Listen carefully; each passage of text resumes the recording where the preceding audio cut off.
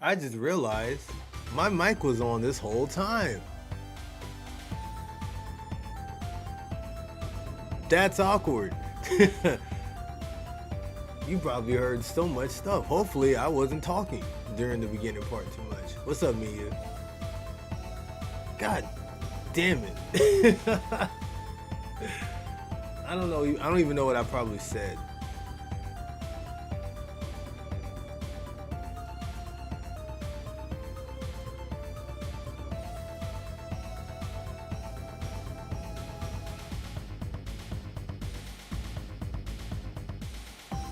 Fortunately, I don't think I said anything that was super important. Why is wavelength not working?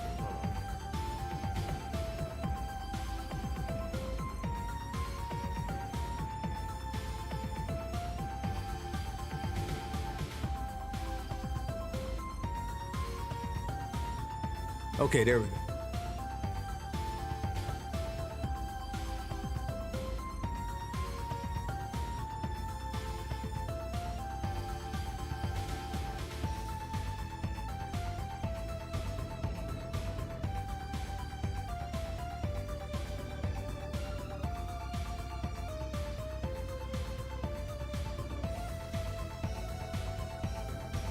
Okay.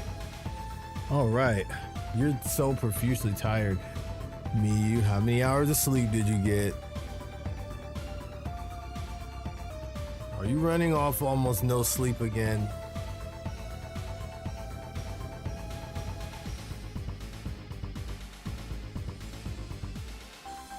I was gonna send this when the timer was at 1 minute 20 seconds.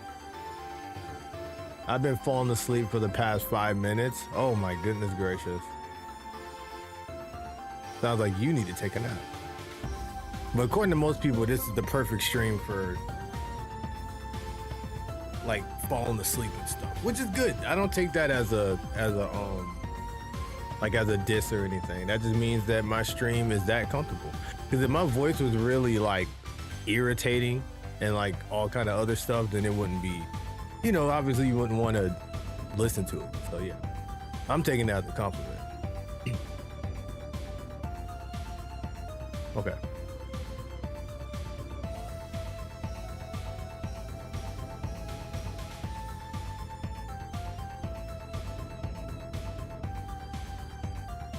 I've been playing nothing but Marvel Rivals, so I'm sure Splatoon is about to feel really weird.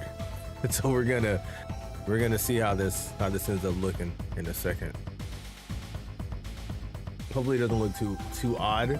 No, not too odd. Sorry. Hopefully it doesn't feel too odd, but it always does. So, I'm gonna hold my breath on that one. Just about here. Okay. Perfect. Okay. So we'll move this over here, move that over here, minimize it, that down.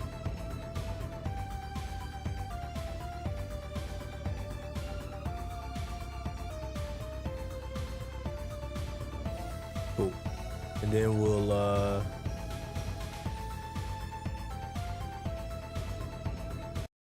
do this. There we go.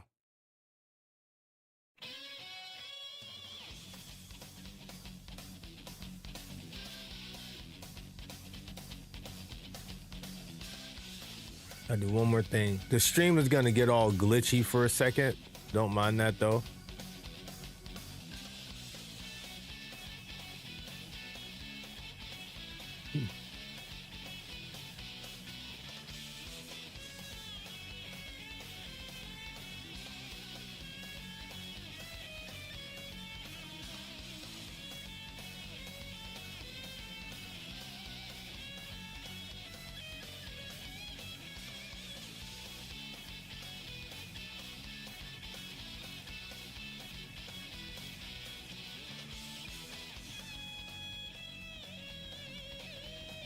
Cool.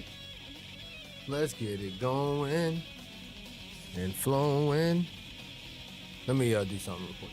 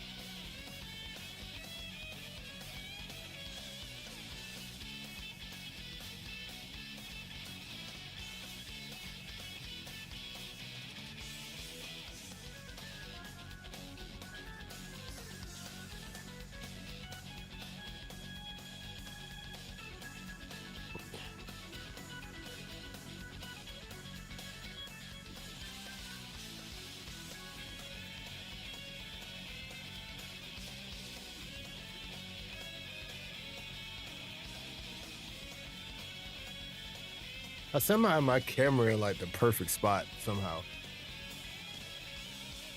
It's weird because I think I'm listening to the stream and then I wake up.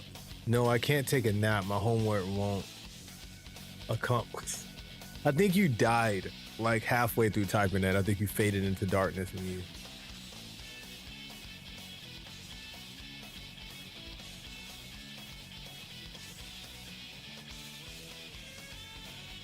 Yeah, you're definitely fading out. How much sleep did you get, dude?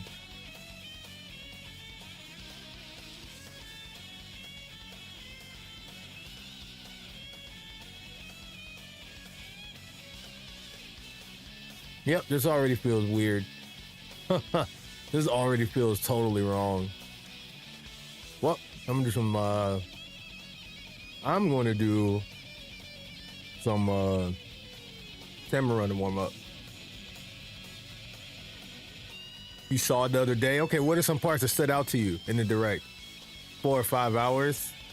Yeah, but we typically need about 7 or 8, so yeah. Brad, what's up? How we doing?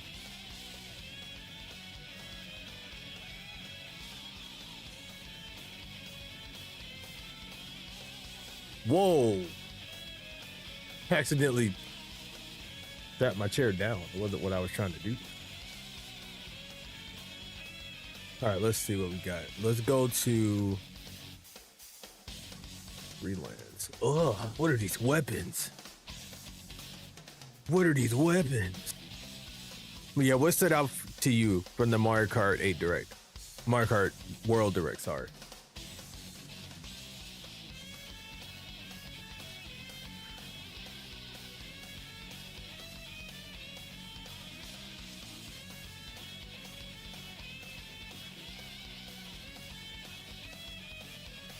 What the hell? What just happened? Am I tripping? Why was I not in the match?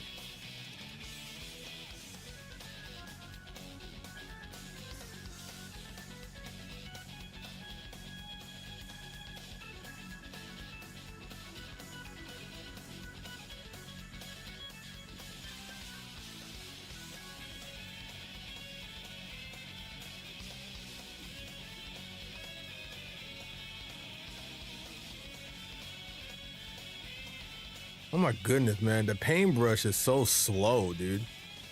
This shit is like taking a while to get used to.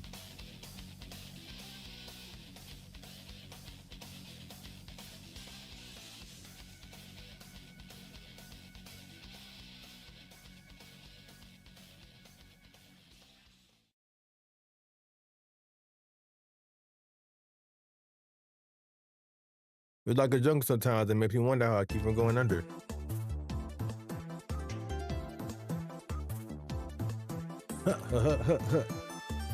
Where we at? Where we at? Where we at?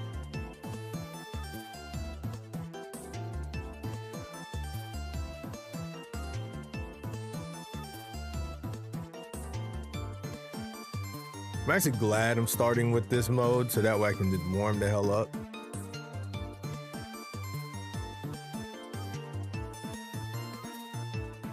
Got him. Damn. That didn't work like I planned it to. Help me, bring me back. Help, help. Thanks, pal. Thanks, pal.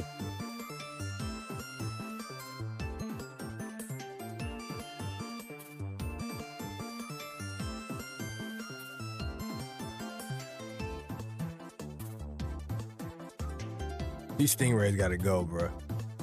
Where's he at? I'm going after him now. Is he over on that side of the beach? Like, where is he? It looks like he shot from the other side. Hold on. Where did it shoot from? I think it has to die, like, or we're done for. I don't think we're gonna make this either. We're not killing enough of these bastards. Ooh, one more? Okay, we good, we're good. We just gotta survive. Cool, we out. We move.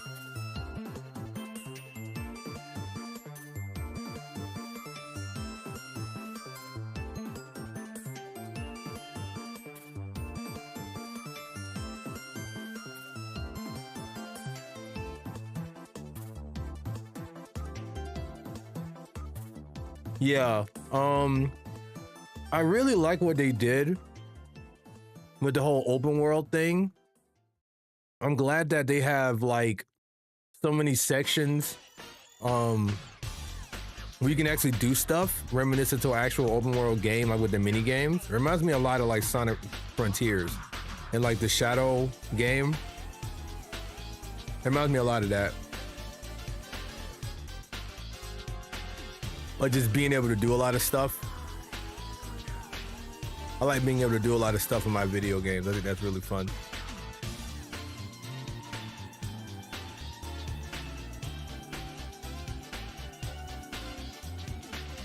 You heard someone else compare to Frontiers? Yeah. Me and DG Pro did a whole podcast on this. If you want to watch the VOD, you know, at some point we had a whole discussion about it. Love the skins, by the way. Like, I thought the Daisy skin was gonna be like my go-to skin. Hey, what's up, Bottom? How we doing? I thought that was gonna be my go-to skin, but I think I'm liking that tour Daisy one, the one with her with the shorts and the little ribbon on her head. I think that might end up being my favorite one too. And I like the one with her. I can't wait to use her Sarasa Land outfit, which is gonna be really cool, by the way. Oh, you're watching Sonic 3? Ooh, tell me how you like it once you're done. It's your first time?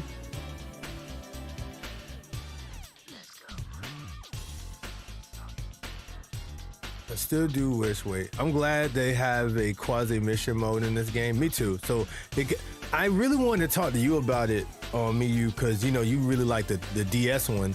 So do I.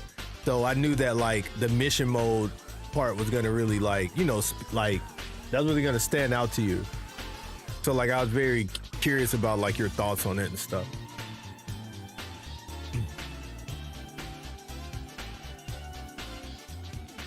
Y'all sent that and you mentioned that. I know y'all did a podcast, but that was before I watched the direct laziness. Oh, got you. No, that's fair. That's so funny. Fourth time? Wow, I think I've watched it maybe 4 times now, including the times I watched with the chat. Very good movie, man. So I'm assuming you own it as well now?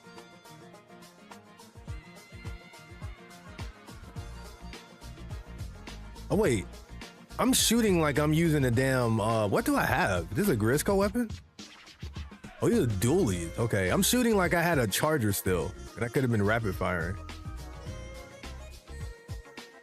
But yes, I think the open world is going to be cool. I like that there's so much Sarasa Land Daisy stuff in this game. I think that's going to be really neat.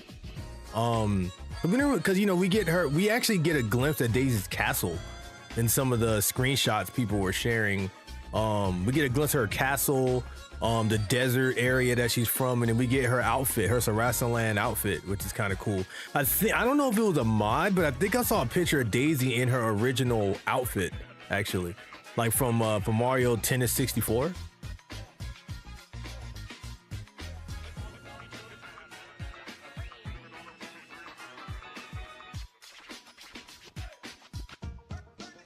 Yes, Gex. Gex, how did y'all die again? I forgot I can dodge roll too, but yeah.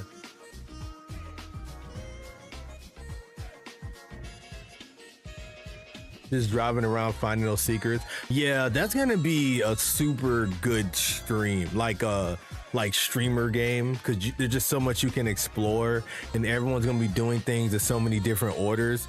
So like people don't have to feel super spoiled. Like if they're watching you do that, I guess. Like I don't want to be spoiled on stuff, but like I mean, the part of the game I'd be in might be different than the parts you might be in. So like, you know, I think that'd be a way for people to not feel so spoiled. But yeah.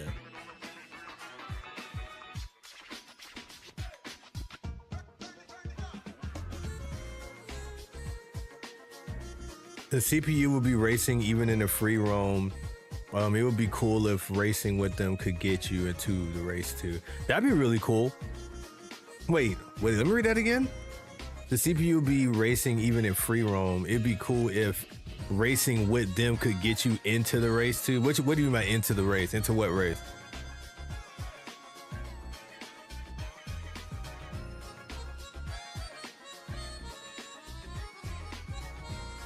Had multiple areas within it. Yeah, yeah. Yeah, so Rosaland's gonna be crazy, man. I'm definitely, that's like the first place I'm gonna try to find is her area. Cause I think that's where I'm gonna get her like her Sarasaland outfit, like that. It was the like the dancer, like the Arabian dancer outfit she has, inspired outfit. Like the Shantae looking outfit. That's gonna be one of my favorites to ride with too. And they even have her bike outfit from 8, which is kind of cool too. But she has the ponytail, which I like a lot. They really made Daisy look so cutesy in this game. It's very interesting.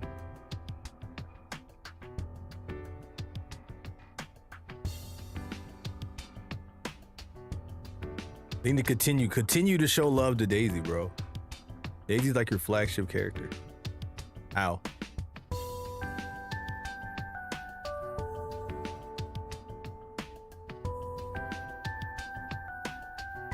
Oh yeah. That'd be pretty cool. You talking about like you could go from free roam straight into like a Grand Prix race or something?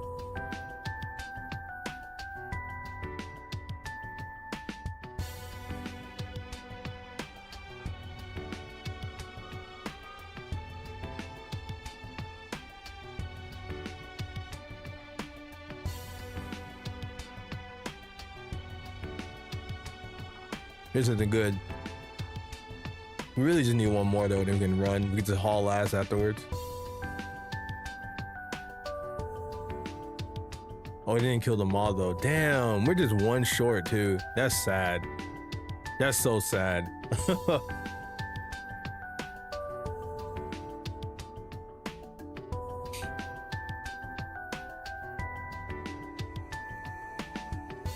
Well, I know for sure that when you're in the waiting lobbies before you play with friends, at least you'll have you know, you'll be in the free roam area, which is kind of cool. I don't know how it's going to be in the worldwide areas or regional areas against randoms. I'm very curious about how that's going to work, actually. Let me queue up for the next one.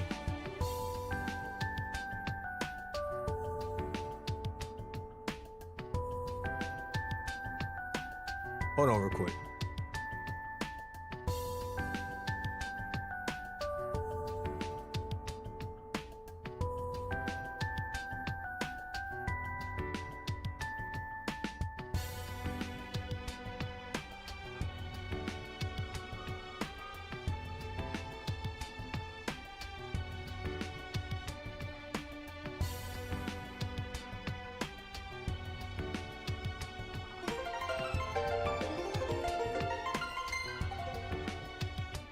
All right, yo, I got a raid just now. Thank you so much for the raid. Appreciate you. That's Sai Masabi. Thank you for the raid. Appreciate you. How are we doing? I think the lobbies are similar to Splat 3 where you can move around for the race starts. Yeah, from the way it looked when I saw the like when I was actually playing, even offline, that's how it worked. You can just free roam around, drive around, do tricks and everything. It's just crazy to find out that you can do that trick jump thing where you can charge a jump while riding on straightaways. I think that's kind of cool. And then you can do tricks and stuff whenever you want to. I did not know you could do that whole time I was playing that junk at the Switch 2 event. I'm doing well. Thank you for asking. Or thank you for hoping that I'm doing well. Where were you playing?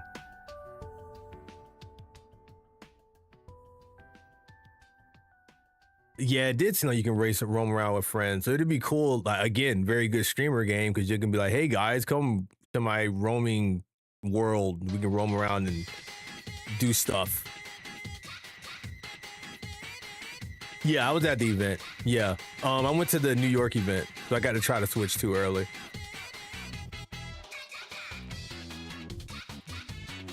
Yep.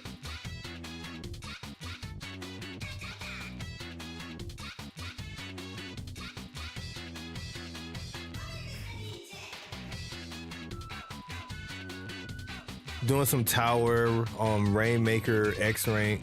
Got nice rotation for it. Nice. I'm glad you had a great time on rank, because sometimes rank can be a pain.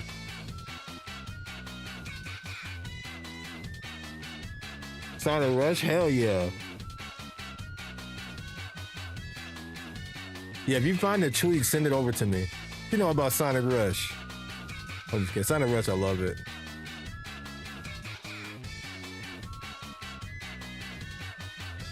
Dude, Sonic Rush are some of the best like music in the franchise, man, in all of Sonic. I know about Sonic Rush, dude. That's what's up. Yeah, I love Blaze, man. Blaze is one of my favorite characters, Sonic characters.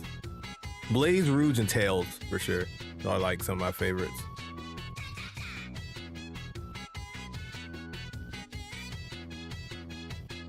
Rouge has been kind of at the top in recent years, though. But it's like it's between her and Tails, though. Her and Tails, kind of.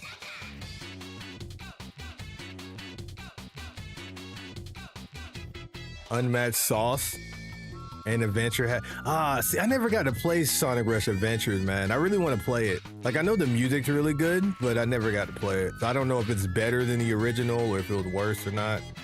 Nobody really talks about Adventure like that, outside like the music and stuff.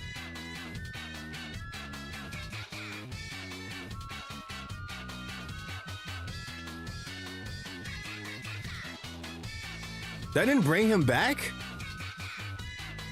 Wow. Oh well. I revisited Rush Adventure a few months ago. I'd say better and worse. Okay, got you. Yeah, I just hate how they kind of low-key killed Blaze in 06. I haven't seen her in the game since, besides spinoffs, like in a mainline game. I would have loved if she could have, popped back up again.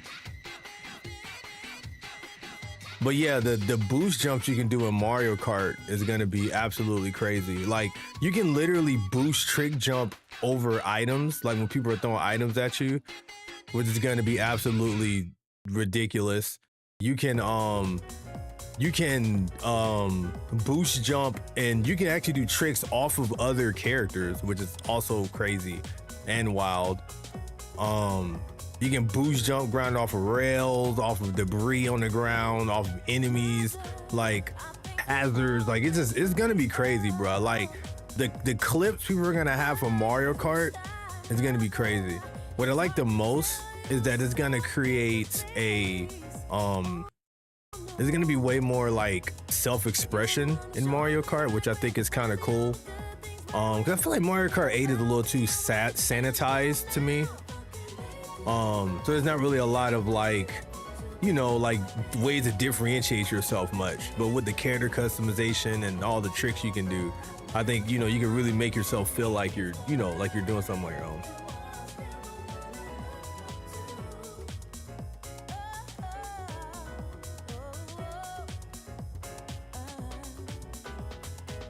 You ever give it a listen? I'll listen to it sometime. I like the soundtrack from Adventure. I heard a couple of them, but I haven't heard as much as I've heard the original. The tricks off people is another level of BM. That's crazy. Imagine someone stunting on you like that, man. You just see someone hopping off your head.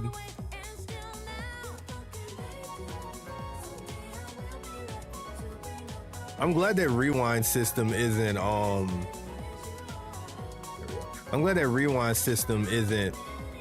gonna be online, because that would have been really busted if it was.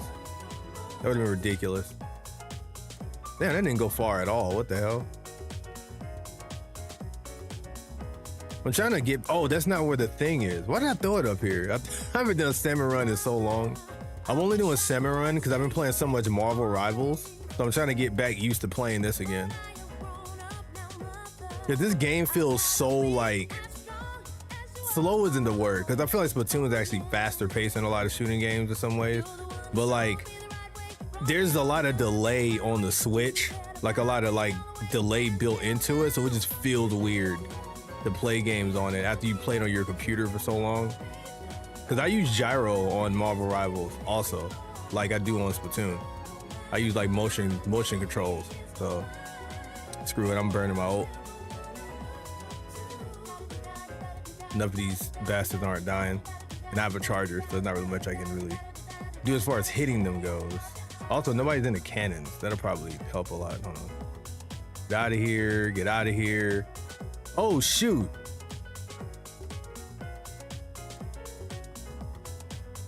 Guys, put the eggs in. If I lose this one, though, I'm just gonna go to rank mode myself. Ooh, put last one in, last one in. There we go. Just do it yourself, Locks. All right, I'm out. That's a mood. It really is. Are you looking forward to Mario Kart? Or like, okay, so are you looking forward to the Switch 2 at all? And what's your thoughts on the Switch 2?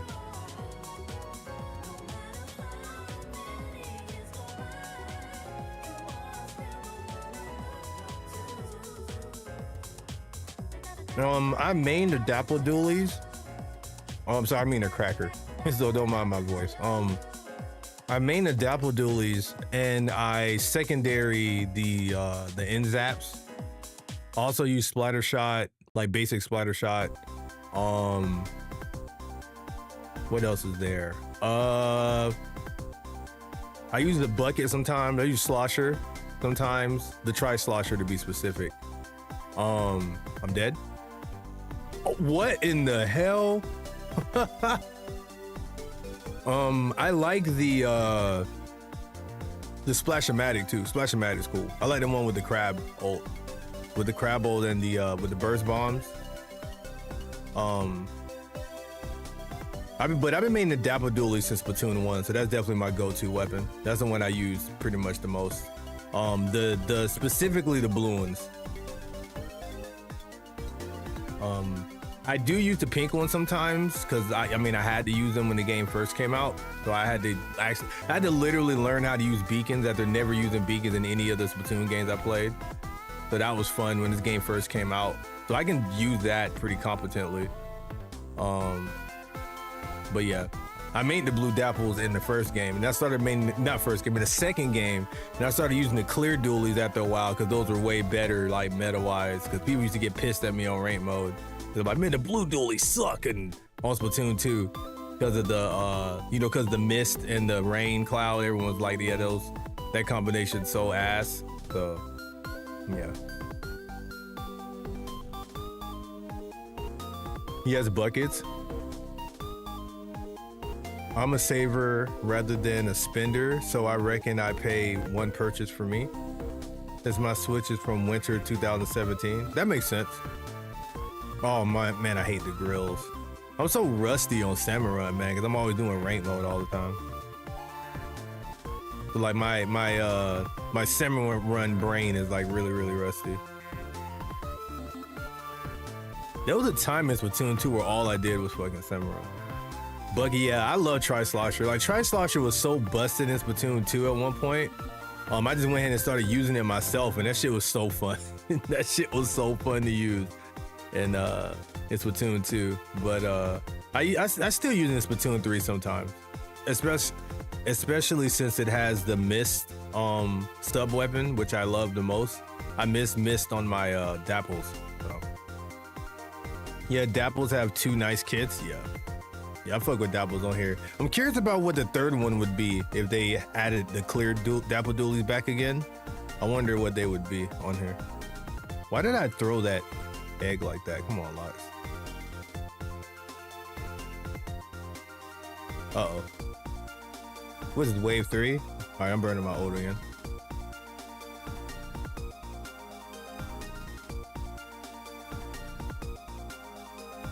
Three more, y'all.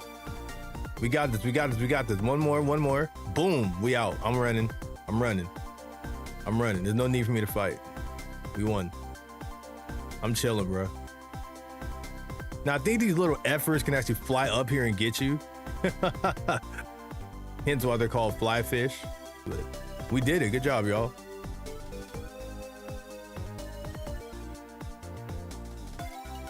Yeah, people can be tight around weapons. Yeah, it can be pretty bad. You missed that actually? You missed what? Did you play Machine at the start of this game? Machine what? Am I tripping? Machine what? I can see miss something again for Dapples. If they do that, I'm maining that immediately. Oh, Sloshing Machine. No, I didn't use machine. Now I did use sloshing machine on the second. I keep saying the first game. On the second game, I used sloshing machine.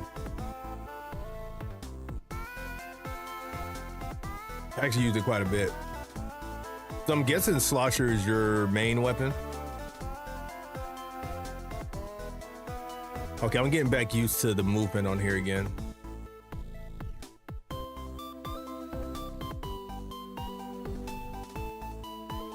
Just try slosh at the start of 2. That makes sense. So it looks like me and you kind of had to make do with certain kind of weapons at the beginning because the ones you kind of wanted to use are there. So, oh, regular bucket and machine. Got you. Yeah, it's so weird going from 2. Like by the time I was done playing 2, you know, towards the end of that game before 3 came out, I had like everything unlocked, had all the clothes with the stats I wanted on them, and it was just like everything was just perfect on there, and I had to like get back used to having to grind again. That was so interesting. Did you play all 3 Splatoons, or did you start with 2?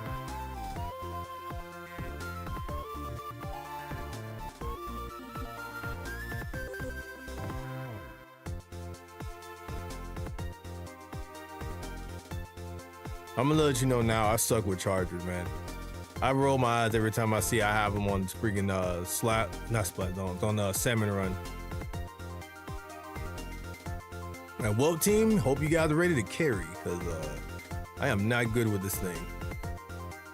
Fortunately, it's not as much pressure using it in well, that's not true. It's probably more pressure using Salmon Run than in regular mode in some cases, because there's so much shit after you. They are good for killing these damn metalheads, though. That's a good point about them. Okay, y'all got them. Cool.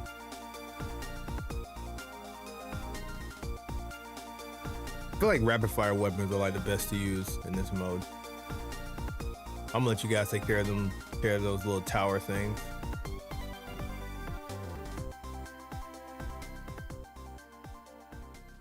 I'll try to take care of the big guys. Damn, thought there was enough room to get him out of there. I love Mega Man Star Force music, man. Mega Man Star Force music is so good. I think Star Force is a slept-on game. I think those games are pretty decent. A lot of people didn't like them back in the day because they were like, everybody just, you know, well, we were having Mega Man, what's the word for it? Not over-digestion. Like, there was too many Mega Man games during that time. So everybody was kind of like sick of Mega Man to some degree.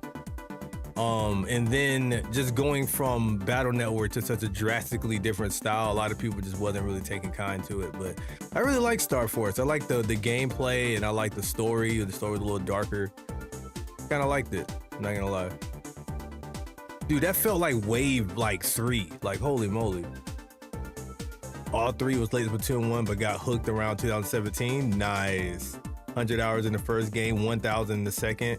Already 1,200 in this one. Nice. I think I was definitely over 1,000 for the second game. I don't remember the exact number. I played the hell out of Splatoon 2, man. Like, I played Splatoon 1, but I didn't really get into it too heavy because I just couldn't find like the weapon for me. I made the arrow spray in that game with the boat, with the seeker, but me and my friend Tendo called it a boat, basically, the little seekers, and we used to call it SSN from Pokemon. So we used to call each other the boat brothers or whatever, and we used to both pick arrow spray with the seekers in one. But yeah, one was okay, but I guess I just couldn't find the style for me in that too much. Like, I just couldn't find my feel for it. But by the time Splatoon 2 came out with those Dapple Dualies, man, and I switched over to using motion controls instead of trying to use the right stick to aim and shit, like, the game just changed for me, dude. Like, completely. Welcome to the stream, Sneaky. How we doing?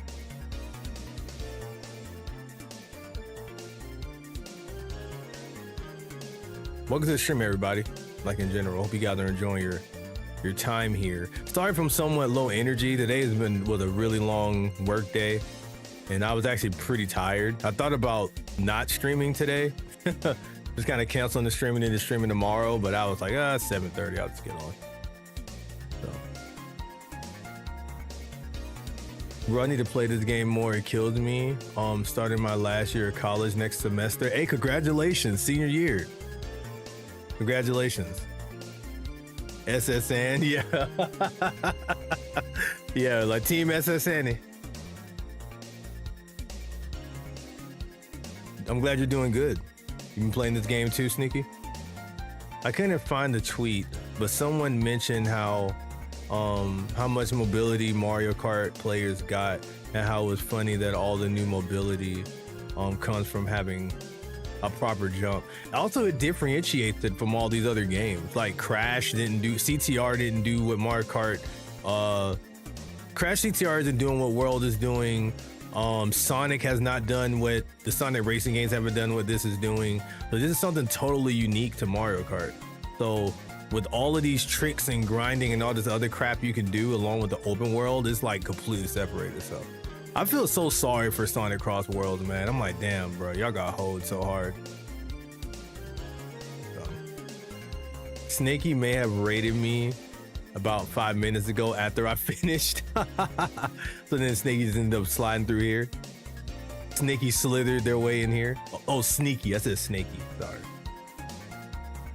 Oh, you snuck your way in here.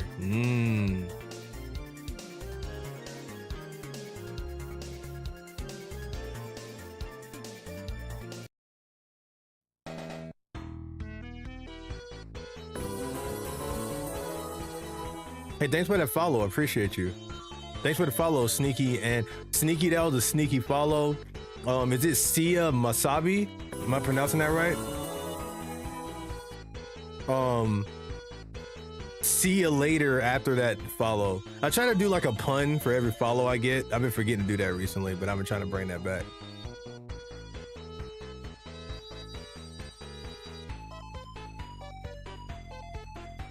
Ugh.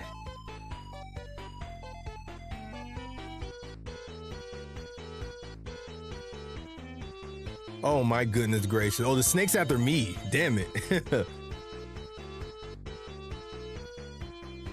That's fun. Yeah. I try to do that. So it's always funny when people raid me.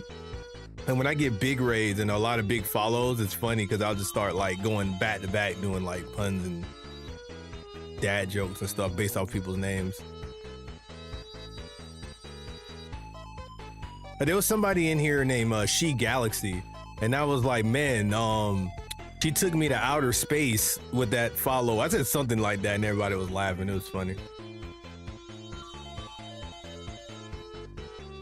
But yeah, welcome to Club Locks, everybody from both channels. I am mainly a Splatoon. I'm a Splatoon streamer or content creator or whatever, but I play like, I'm a variety streamer too. I used to be a competitive Smash Bros player back in the day, so I used to play a lot of Smash at a pretty high level actually, but I kind of retired from Smash for the most part altogether, even streaming it, because I just don't like the way Smash Brothers, I don't like what it's become. So I play more Rivals of Aether now, but I play a variety of games. I'm pretty old, so like I play a lot of retro games, but I'm pretty much a variety streamer, but I play like a lot of different stuff. So there's a schedule command. I don't know if it's still up. It is. I don't know if that one's, yeah, that one's accurate to this week, but I change my schedule every week in the Discord. So, but y'all be sure to follow CS and also follow Sia and also follow Sneaky. Sneak your way up in the Sneaky stream.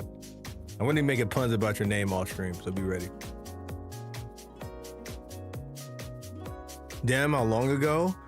Man, the last time I competed in person for Smash Brothers was 2014. So, or 2015, sorry. It was like the year after Smash 4 came out. That's the last time I competed. But like I've competed in Smash like competitively.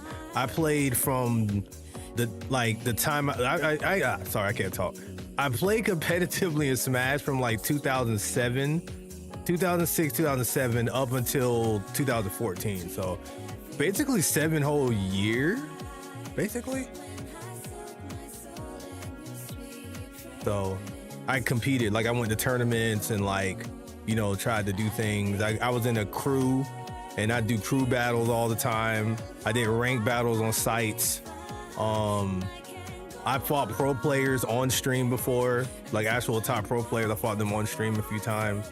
So I'm not like a top pro player, like ranking wise. I mainly only did locals and stuff, but but like I said, I played against higher level players, and you know, I was able to hold my own and stuff. But yeah, I just don't like the way Ultimate just was in general. Ultimate just wasn't my jive. We are not gonna make that. Good try though.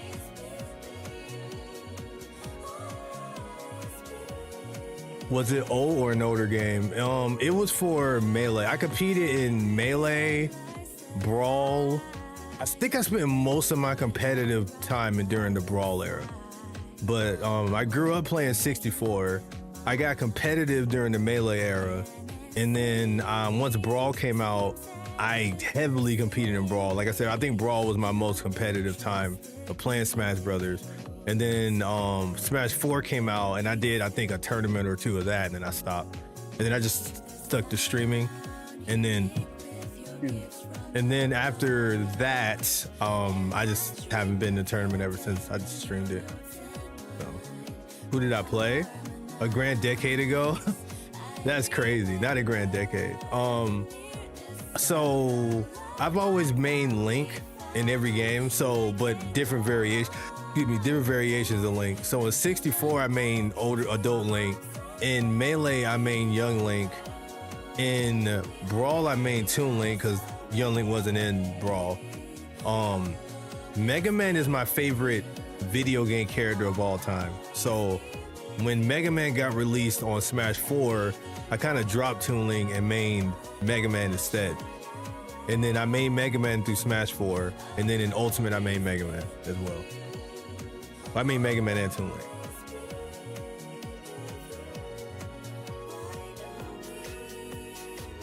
You thought Meta Knight because of Brawl? That's so funny. No, I actually never.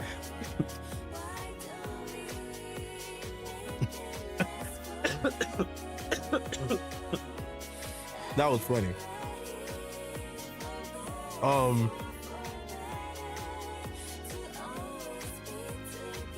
Sorry, I had to swallow that dang cracker. I almost choked on stream. But no, everybody was maining Meta Knight and Brawl, so that's not a bad guess. That's why I was laughing, because I'm like, yeah, I mean, it makes sense. Oh man, I almost choked on that damn cracker laughing, man. Because it's true, like everybody was using him. I actually mained, I mained Toon Link and secondary Kirby and Falco. So I could chain grab people and do cheap stuff with Falco at least. I use Falco specifically to cheese people. I'm out.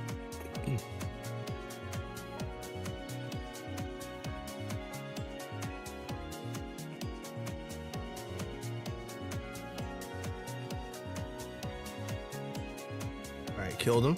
I'm getting more used to the feel of this game now, so I could probably start doing some raid mode pretty soon again. You nearly sorta, but it's okay though. I would have went down laughing, man, and I think that's all that matters.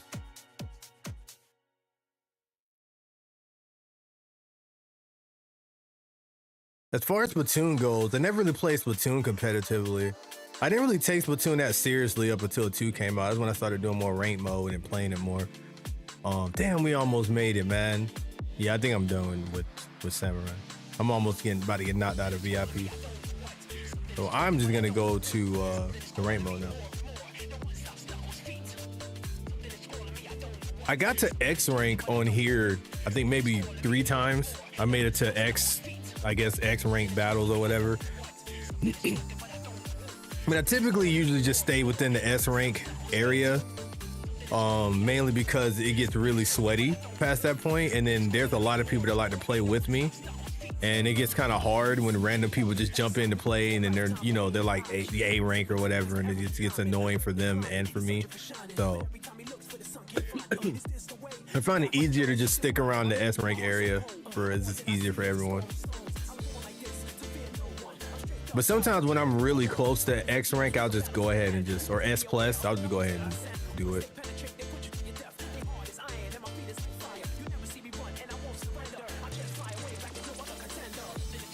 Who did you play in Smash? Speaking of comp Splatoon, I just came from a scrim. Really? How'd that go? Look at Kirby.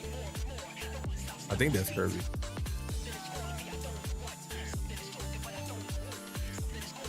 I'm awful for stopping by streams. Why you say that?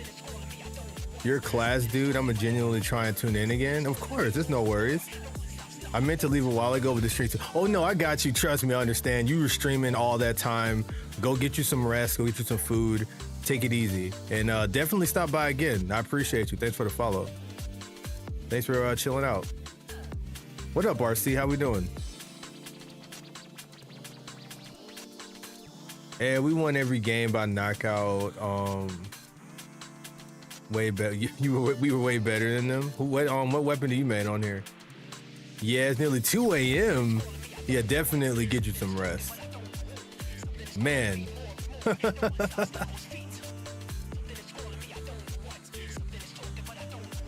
Bro, I'm excited for Mario Kart World. Me too, RC. What up, Alexander Smith? And then on top of that, we got you know what I'm saying? We got the whatchamacallit coming up soon. I missed the Dapper-Duel, I'm not gonna lie. I've been missing using these things. But I was gonna say, on top of that, the pre-orders are finally announced for the Switch 2.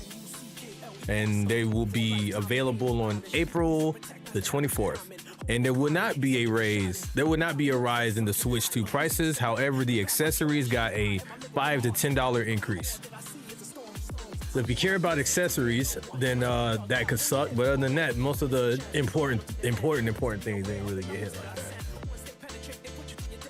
Damn! It's 3 a.m. Where are you guys from?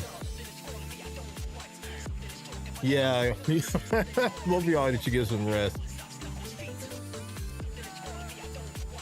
Thank you, I appreciate that. I appreciate the power up. Well, you're from Europe? Hey, shout out to the European watchers in here, man. I got a creator as one of my my regulars to come in here. He's also over in Europe.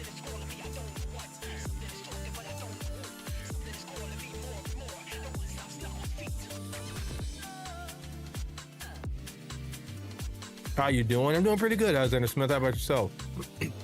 I'm just really tired. Very, my brain is mush. That's why I'm like, I don't know if I want to just hop straight back into ranked mode, but it is what it is. Especially when being rusty. Use a pen snipe rider. Well string. So it sounds like you mainly use like long range weapons.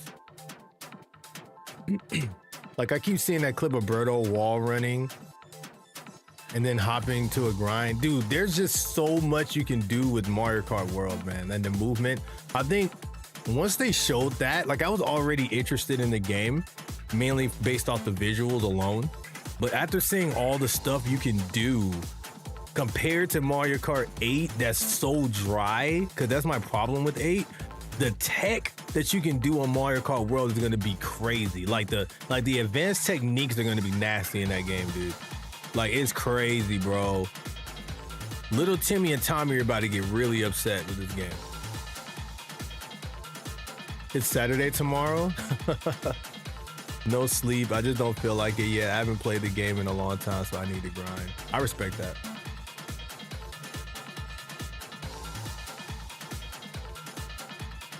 Mario World looks clean. It's so cool, man. It's making me want to play 8, but then I play 8 and I'm like, damn, I can't really do all this shit. If you haven't slept yet, it's still yesterday. That's how I feel. Like, I could be up from now until 12 p.m. tomorrow and it's still today for me. It'll still be the same day for me. Like, until I sleep, it's the same day.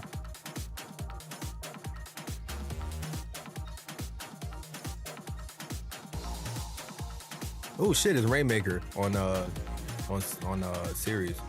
Let's do it. Fuck it, I'm just gonna jump in.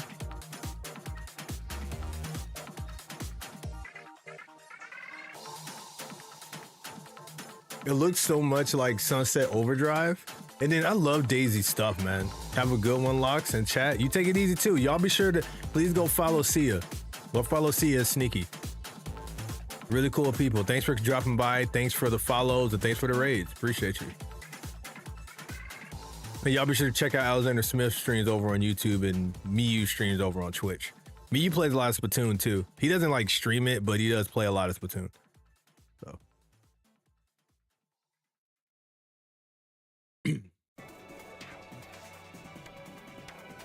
All right, first match back on Trump sucks. My first game back on Splatoon after playing so much dang Marvel Rivals.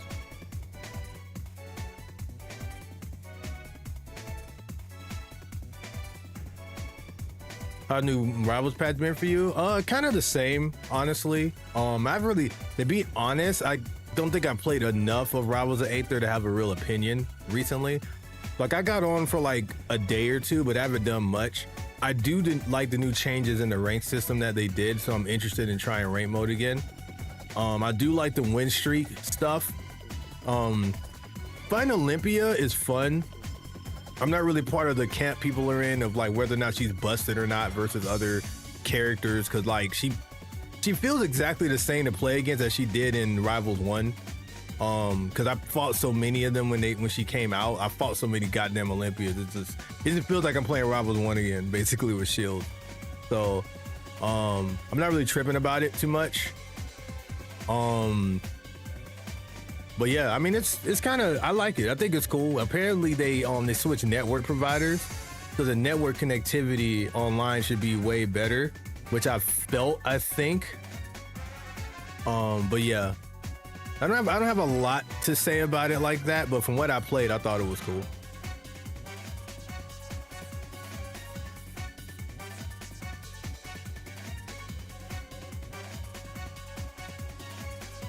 Coming back to say I was live though. You were live on your stream this whole time? Have I?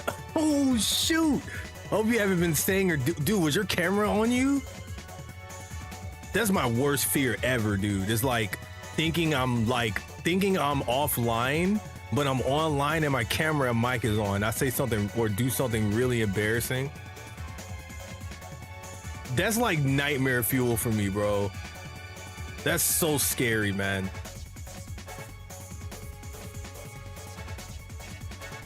Okay, I was about to say. Nah, because no camera, mic, thankfully. Oh man. Understand why you rated me sneaky. Yeah, I'm not letting you buy. Sorry. I'm starting to remember how to play this shit a little bit.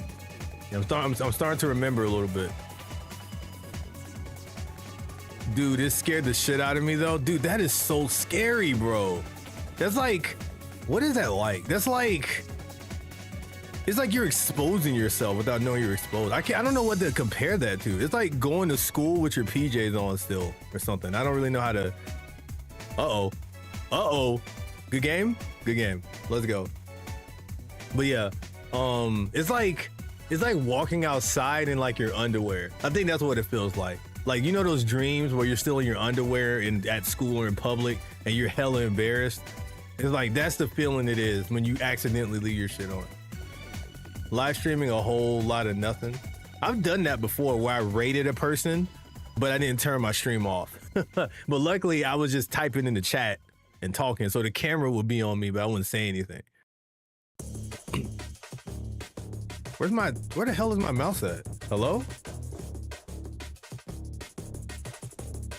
There it is. I can't find my mouse. Lots of people be in school with PJs nowadays. Yeah, I was gonna say, I couldn't use that example these days. Pro Controller 2 being like $100 is some wild work. It should only be $84. Where did you see where it was $100? She's hella fun. I'm glad you're enjoying her. I actually used her for a little bit myself and noticed that she was really fun to use too. Olympia, that is. I'm thinking about using her myself. Now, yeah, it's gonna last a while, but goodness, do the Switch 2 even come with a Joy-Con grip? It does, and the Joy-Con grip on the Switch 2, I'm happy to report, is 20 million times better than it was on the Switch. So people that's stuck using that thing should be less at a handicap. 10, do you like my stream playlist as well? I'm definitely gonna slide through.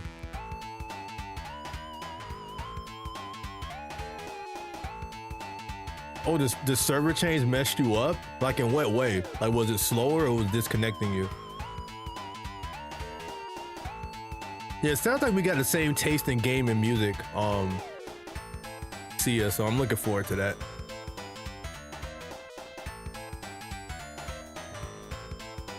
I'm so jealous of like people over from Europe, man. Like, I just like the, like, I don't know if you have like that British accent or not, if you're from like the German, I don't know which part of Europe you're from, but I know if you're from like the British or London part, like that accent is just so cool to me. But I also have friends, like one of my best friends is over in Germany. Two of my best friends are in Germany right now, and German is really cool too. Something about Europe has just always intrigued me for some reason, man. I just wish I was born over there sometime. Lots of people in school now. Oh yeah, 84. So you're using $20 bills to get it unless you're carrying good change. That is kind of funny that it's like specifically $84 to $85. What's $84.99? But that's such a specific price to put it at instead of just $90 or something. Like, they might as well just made it $90 at that point. But I think they didn't want people to wince as much. But I'm curious why the accessory prices went up, but not the console. I wonder how they managed to do that. But I heard apparently people were saying that they rose the prices on the Switch to just in case a tariff thing happened, but they couldn't have known. They announced the Switch 2 and all that stuff happened before Trump was elected, I think. So like, how would they even know that could have happened? So I think that part might be some BS potentially. Seemed like it's more than 5 hours since they said to. Oh, that's true. Dang, I was sitting there just looking at that brush. I really wanted to kill the person with the Rainmaker really bad though. I wanted them to be the priority. Good kill. I was gonna say also that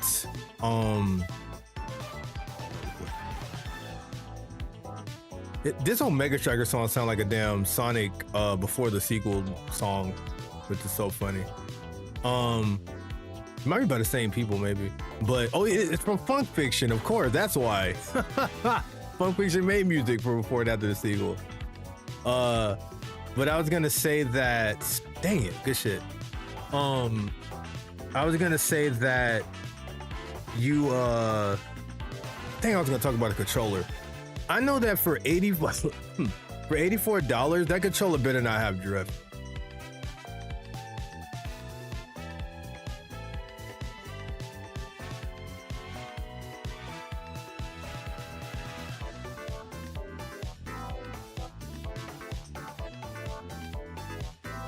Bro, I died instantly. Goodness gracious.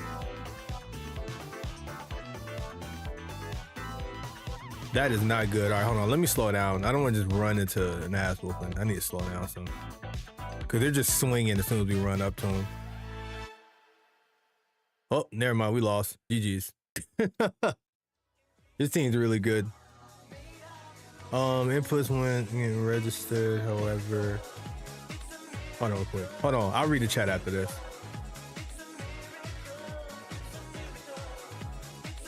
Damn.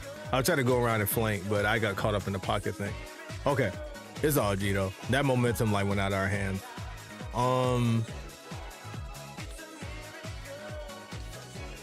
So I don't know the actual issue. However, ping wasn't super high, but when I played with them before, the change there was no issue. That's interesting. I can't really explain that either if your input wasn't getting registered at all. And the ping wasn't high. I don't know how much the actual frame delay was for you though. So I don't know. That might have something to do with it too. But yeah. Let me catch up the chat real quick.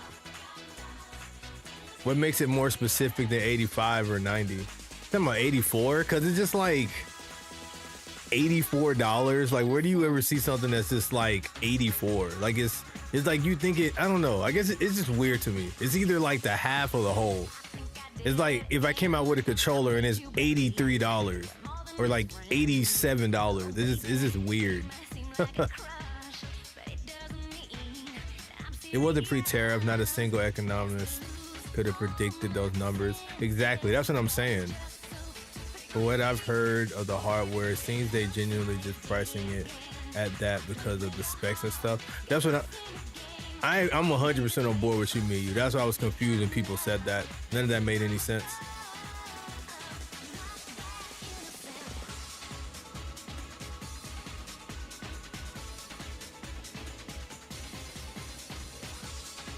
Yeah, but I heard that they may potentially be using different technology in the Pro Controller 2 and the Joy-Con 2, because Nintendo has to know how hard, like they got a lot of backlash, including a lawsuit for those Joy-Con drifts. So surely they must have done something to mitigate that. And just because they know how, and apparently there are other ways to mitigate stick drift in the controller outside of Hall effect, apparently. So there may be different ways that they're doing it. And then they also mentioned that if they mention that they installed a particular joystick to prevent joystick technology to prevent drift, then it could potentially, you know, get them in trouble, because the way they got out the lawsuit was basically just ignoring it in general and pretending it never happened. So they never outright admitted to having input drift. They just kind of like, we don't know what you're talking about. It kept it moving. So it's possible that they might have done something to the sticks, but they just can't like address it. But that's what I've heard on the streets. No volume 2. Give me a second real quick. I gotta blow my nose.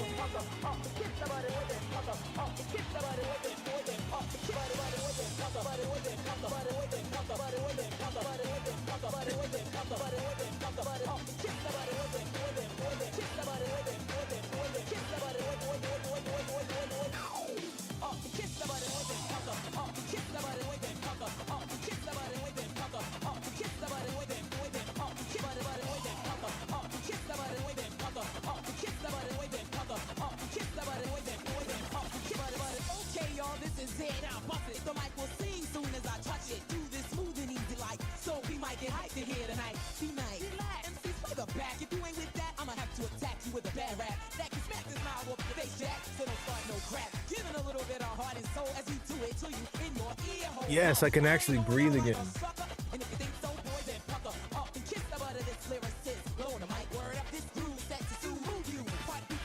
Also, we're an hour into the stream, so thank you so much for tuning in. Appreciate you guys. Let's continue.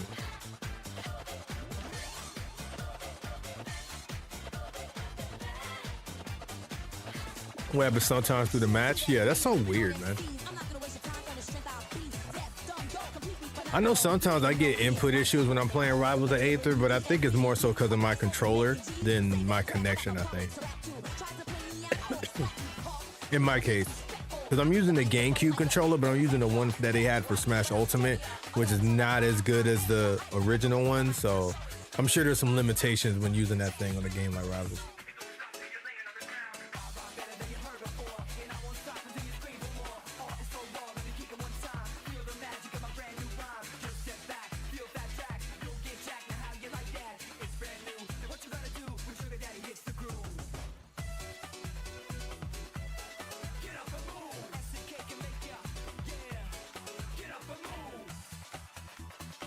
Says the right to fix it thingy.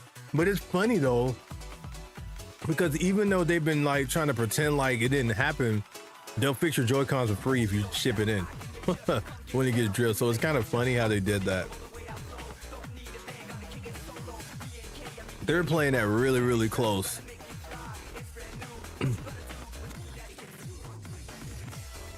I just hope that I think the more likely thing is that they probably just made it where the drifting won't happen probably for an extremely long time, a la like a Pro Controller, or i.e. like a Pro Controller. I'm out.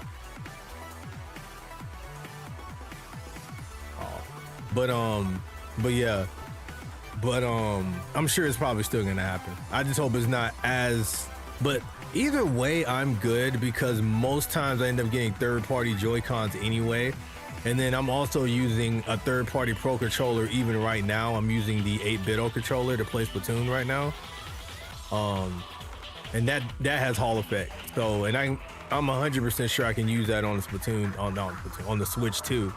So, I'm not really super concerned in that way. Damn, I thought they were going to come down here. That was a good wait on their part. You're dead. You're dead. You're dead. Whoa, that was some super lag. Oh, okay, he killed me. I was about to say.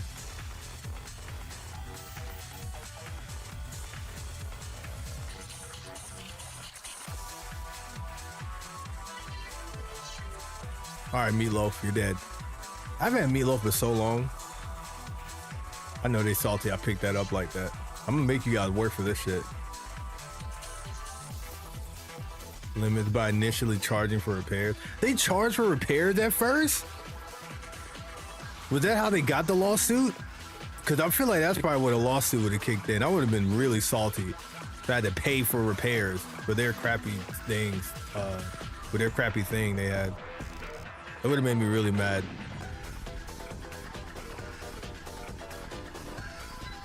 Got the ass suit. Yeah, there we go. Yep.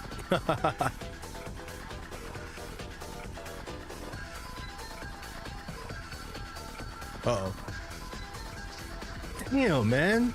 I'm trying to like get around, but it's like really hard. There's so much hitbox. I gotta get used to how much there's so many hitboxes flying around in this game versus normal shooters, because all these weapons have such big wide range hits and stuff, hitboxes and whatnot. So like it's like really annoying.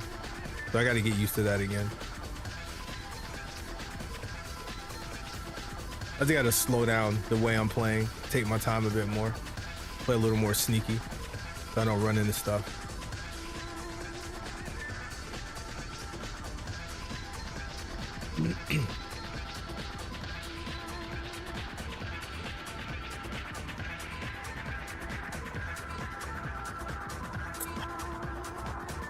Reslide takes way too long to come out, man.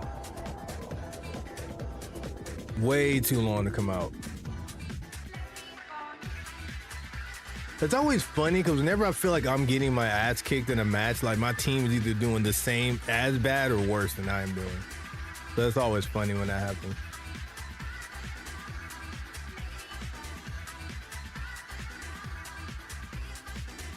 We gotta kill that. That sword guy is the problem, man. Yeah, that Meatloaf dude is the problem. We have to kill that guy somehow, or we're not gonna be able to move this thing. I don't know how we're gonna do that though.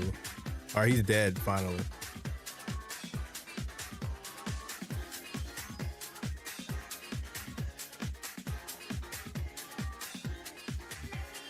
I'm not seeing us making a comeback on these guys. I'm just gonna play the best I can so I can get some medals at least.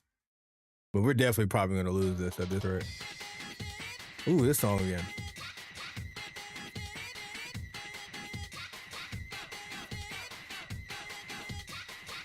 I'm hoping I can pre-order the Switch 2 by Thursday, because the pre-order is gonna be available on Thursday. So hopefully I can pre-order it around that time. I know my KD is negative right now. It has to be. I've barely killed like anything this match. I've just been dying constantly.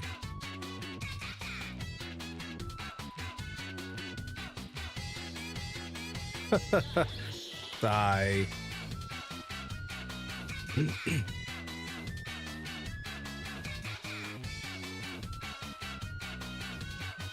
But yeah, I'm hoping I can just pre-order mine at GameStop and call it a day. I did sign up for the Nintendo thing, but I'm not sure if I'm gonna be able to be. I don't think I'm gonna be eligible for that, fortunately.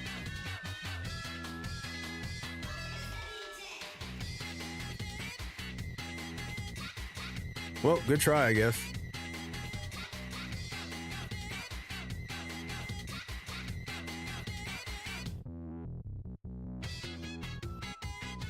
Yeah, they charge like 20. They charge $20 to fix that drift? No, they crazy for that.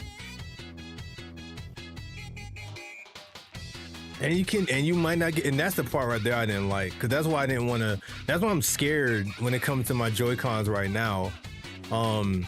Because I got the special edition Zelda ones. So if those started drifting, I wouldn't want to turn that in. and then end up getting some gray Joy-Cons back. That shit would piss me off if that happened. I'd be very mad. I'd be extremely angry if that happened.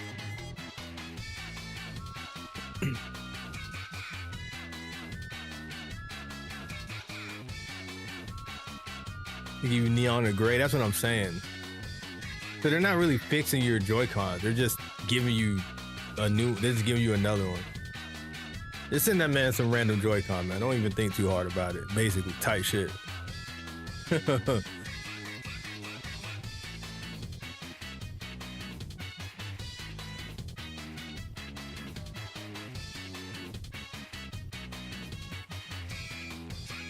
Probably gonna be like $100 off.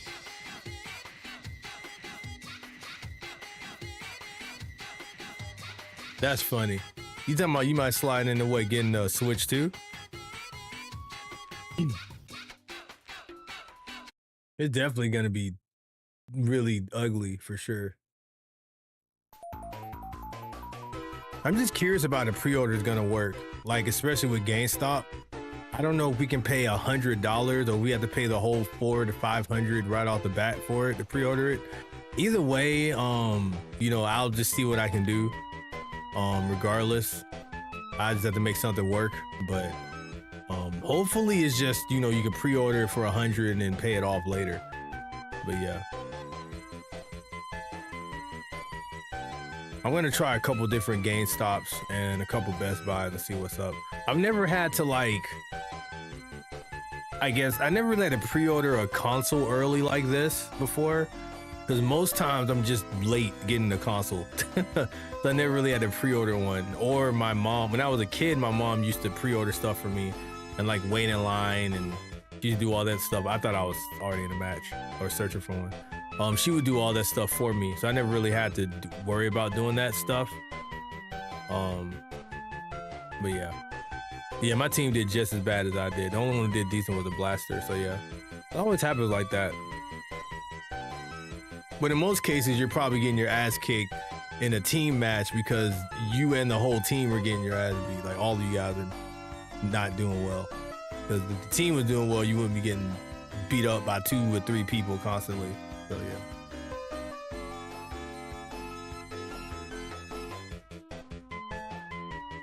They left off putting the ping pong ball back. Toss the paddles wavered on the top 2. Wow, that's fucked up. But there's like a public ping pong place they're at. Also, ping pong is awesome. Great. That is a goated game. Ping pong is so fun. That was like the gateway for me to get into tennis. Like, I started with ping pong and I was pretty good at it at one point. And then I was like, you know what? I'm gonna try out for my high school's tennis team, which I did. And I made it on the team.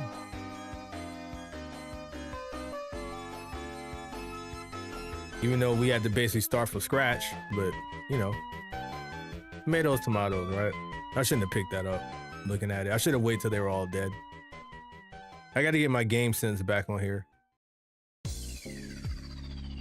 I like ping pong too. It's really cool, man.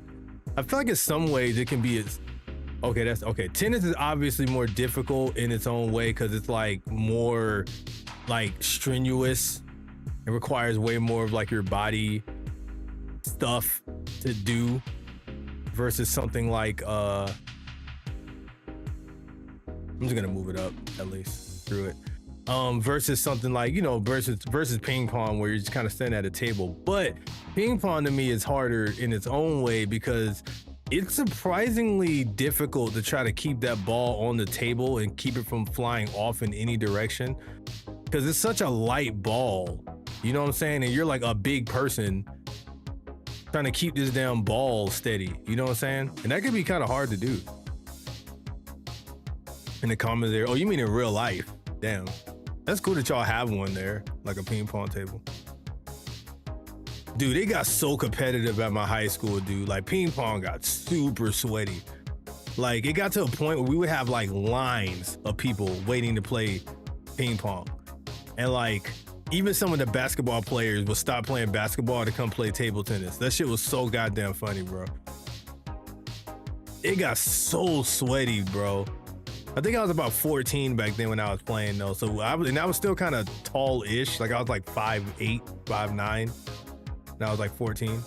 So like, so like we just these freaking teenagers just hunched over a table, just all like waiting to play the shit. It was so funny, man.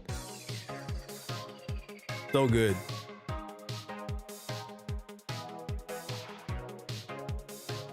I'm backing up.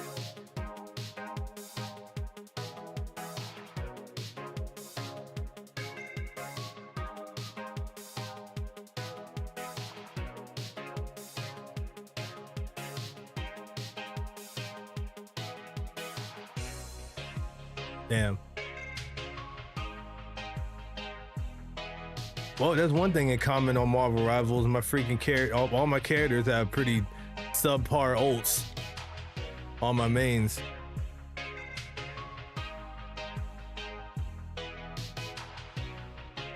Psylocke's ult is straight. I just wish they maybe buffed it a little, just a little bit. Like compared to other people's ults, man, like especially other DPSs, bro, it's like ridiculous.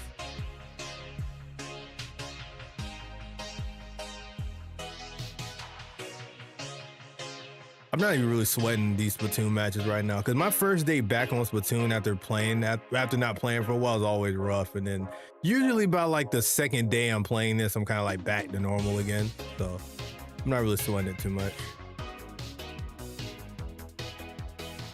Good shit. Good shit, good shit, good shit.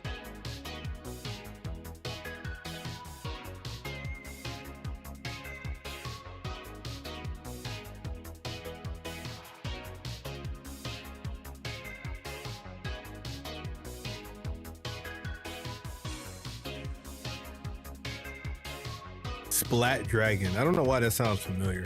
Probably a common name people use.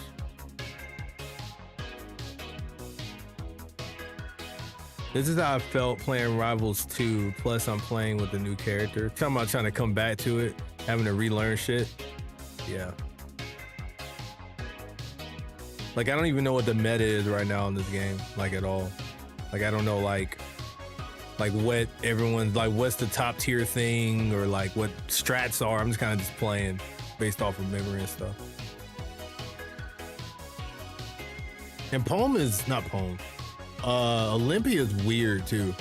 Like Olympia is kind of easy to kind of pick up, but I feel like she's one of those easy to pick up, hard to master characters. Like just running around and pressing buttons with her is easy, but like to actually use her competently, I think is probably a lot harder because she's so stubby, and then her recovery is really weird, as well as her why do I say which part?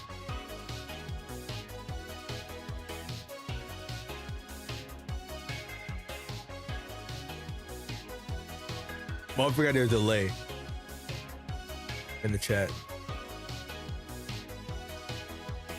Oh, you were saying to keep cook. Oh, yeah. Because like I feel like as far as picking her up and kind of running around and pressing buttons, it's kind of easy. But at the same time, she's like stubby as hell. You can juggle the shit out of her pretty easily. And her recovery's like, I won't say it's bad, but it's not like super great. And you have to rely a lot on that jewel, and like using that jewel takes, you know, some thought process. Like I've seen some pretty sick setups with the jewel people have been doing, and you have to actually have a brain to do a lot of that stuff. So like I disagree with people saying that she's just this brainless glue-eating character. Like I think that's true depending on the skill level you're at, and I guess how used you are to playing against her. I used to think she was kind of brainless in Rivals 1, but and then you got to take my thought process with a grain of salt, because I'm pretty sure Clarence beat her in Rivals 1, like in the matchup. So like I never had like a big Olympia problem with Clarence, at least. So I try to keep that in mind too, because I'm pretty sure Clarence beat Olympia in that matchup in Rivals 1. Because I beat most of the ones I played against. Besides, like, I was even fighting master rank Olympias, and I was kind of going toe to toe with them on Rival 1. But I could be wrong about that matchup. It could just be me. Like, I might just be good at fighting her. I went straight past the damn podium locks. You went past the podium. Went to a friend's place earlier, and this motherfucker had me waiting because he was playing Rivals 2 Rank. but as a competitive player, Buffoon, surely you must have understood, you know? What's up, Buffoon? My fellow Daisy enjoyer. Fuck. I'm dead. Damn it, man. My team's gonna be mad at me because I could have scored. You get Mario and Fox. I feel that. I feel like she feels kind of like Fox to me too. Like even more than Zetaburn does somehow.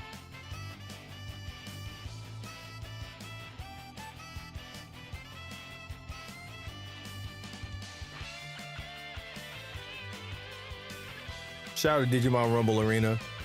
Goated soundtrack. Ooh, boy. Okay, that made up for it. I'm just going. Fuck it, I should have waited. Oh, it's Meatloaf again. This mother Pfeiffer. Dude, if we destroy Meatloaf and his team, that'd be perfect justice, man. You woke up from a nap? Pick up DC and Sonic issue 2. Oh, you've been getting it, wait, they have hard copies of that? I want to collect stuff, man. I just don't have the space for it where I live. That's not good. I'm going back to the base. On the one out here, I don't want to get bodied.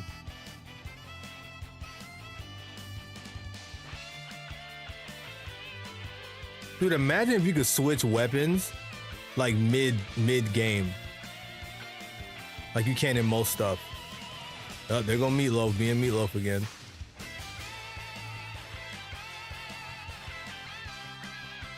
I'm a fake Daisy fan, that's cap.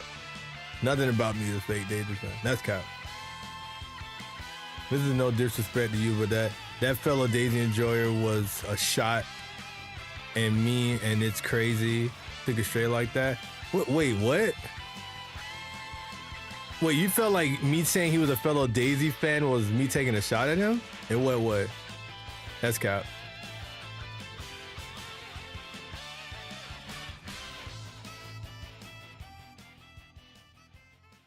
Yes, F you, Meatloaf.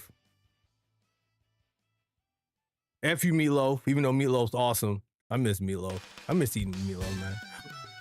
The Digimon song, oh, I love the Digimon song so much. Oh my gosh. The Digimon song's so good. And I'm so bad for doing that. I took a shot at you. I'm trying to figure out how I'm a fake Daisy fan. Nothing about me screams fake Daisy fan. You can look at me, you can smell me and tell I'm a Daisy fan. Don't ask what that means. Don't ask what that means. But just know everything about me just oozes Daisy fanatic, man.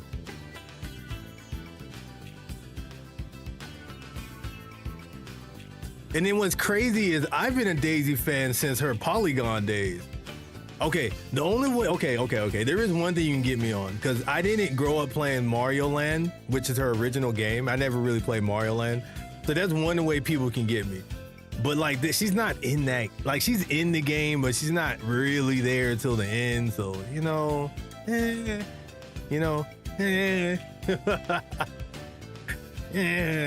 But yeah, other than that, man, I've loved Daisy since Mario 10 and 64.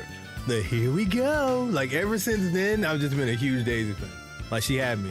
Now, you know, of course, me being a boy back then, back in the 90s, you know, a guy like, you know, when you're a kid, you're like, oh, you know, I don't want to use a girl character. You know, that's how we used to be as little boys and shit. But like, when I got to be like 11 and 12 and I stopped giving a shit, when I just started using Daisy and everything, it was over with. Because I used Peach on Melee. Peach was one of my secondaries and I always picked the Daisy skin, like every time. I love this song. I love this song so much. Also, F you, Meatloaf. Take that, dang it. Revenge from the grave. Loser. But yes. A fake Daisy fan is a wild claim to the guy who got a Daisy amiibo on his desk. I have a Daisy plush by my bed. I have a Daisy plush by my bed. I also have a Daisy stick. I have a Daisy decal on my Switch, and I have a Daisy decal on my computer right here too. There's something else I got that's Daisy related somewhere around here. I can't remember. I got a lot of Daisy merch. I got a whole lot of Daisy merch. We both appreciate Daisy. How's that a straight for each of us? We both have taste, clearly. He's trying to make you come after me. Don't fall for the bait. Me, you're a paid, you're a paid OP. See what I'm saying? See, Alexander Smith is a menace. Don't fall for it. I see another sword in this match. If this is Meatloaf, I'm gonna scream. Meatloaf better not be in this match, or I'm gonna scream. If this sword is Meatloaf, I'm screaming. I'm gonna yell really loud into the mic, so y'all better be ready. It's gonna be really ignorant too.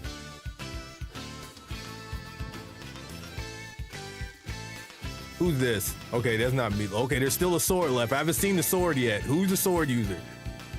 They died. That wasn't Meatloaf. Okay. Okay, I was gonna say, it better not be Meatloaf. Tired of Meatloaf. Not the food, the person. I'm in there. Free eats, free eats. I'm out. I don't think I got my stuff. Well, no, I did get my stuff from the thing. William Oliver, welcome on the YouTube side. Maybe that Locks only greeted Buffoon with the Daisy fan thing and nobody else. Well, I mean, yeah, but like, Alexander Smith isn't really a Daisy fan. He just likes Daisy to piss me off. That's different. And then you're a Daisy fan, Miyu, and you know, I recognize you as a Daisy fan too.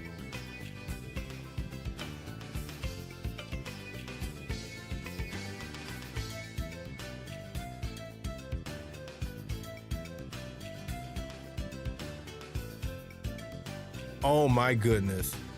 All right, cool. I can show you my work on this. Ah, you're one of them. I see. Yeah, no, I'm good. I appreciate it though. You can still share your Discord and stuff, and I'll check it out. Appreciate you stopping by though, William.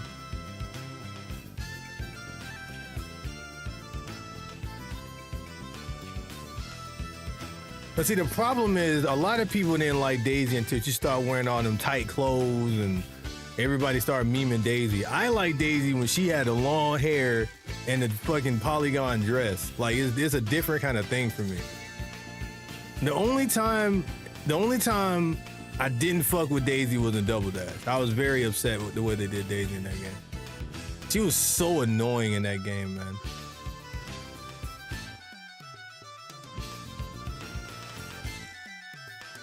She's the only character I play in Mario Kart. That's cap. I've never seen you play. I love Daisy for real, for real. That's cap. I'm just kidding. Look, we can't all love Daisy in here. We can't do this. All right. Of course, that's why everybody's in my damn stream. We're in here together because we like the same shit. But it's just like, and that's okay. I appreciate that you guys, I would rather you guys like Daisy than y'all be Daisy haters in here. Damn, I died. And y'all be Daisy haters in here. That would be way more obnoxious. However, because what would be worse is if you guys are Rosalina fan. Then that's when I'll get a little pissed off. I don't fuck with Rosalina. People be all over Rosalina's nuts all the time. And I'm like, y'all need to relax. Rosalina's cool and shit, but like, you ain't better than Daisy, bro. I'm sorry. Rosalina's so fucking bland. The only thing Rosalina got going for her is the stuff surrounding her. But as a character, Rosalina's so fucking bland. And then they keep wanting to make Rosalina like, they tried to like literally put Daisy in the back burner for Rosalina in all these games. And I'm like, hello? Like, the character with all the fucking character is right here. Like, y'all are tripping, bro. Y'all not gonna do Daisy like this, like, period. The hell wrong with y'all? Let me get the fuck away from him. Please don't run into that bomb. Okay, I'm right here. Nope, the fuck off of him. Get off of him. Let's go. Die, no. Come on, come on, come on, come on, come on. No, I was right there. Damn it, man. That's not good. That's not good. I should have squid jumped. I should have squid jumped. Fudge, man.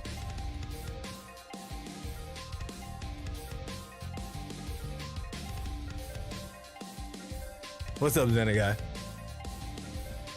What? Why? Why? What? Why do I not like Rosalina?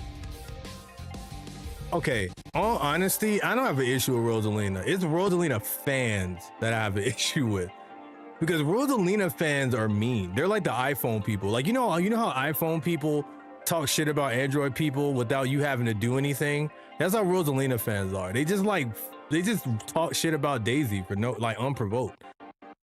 And then I also didn't like I said, they kept trying to like make Rosalina the de facto princess person, which really pissed me. You're dead, bro. GG's though. You tried. You tried. Yeah, you're so dead.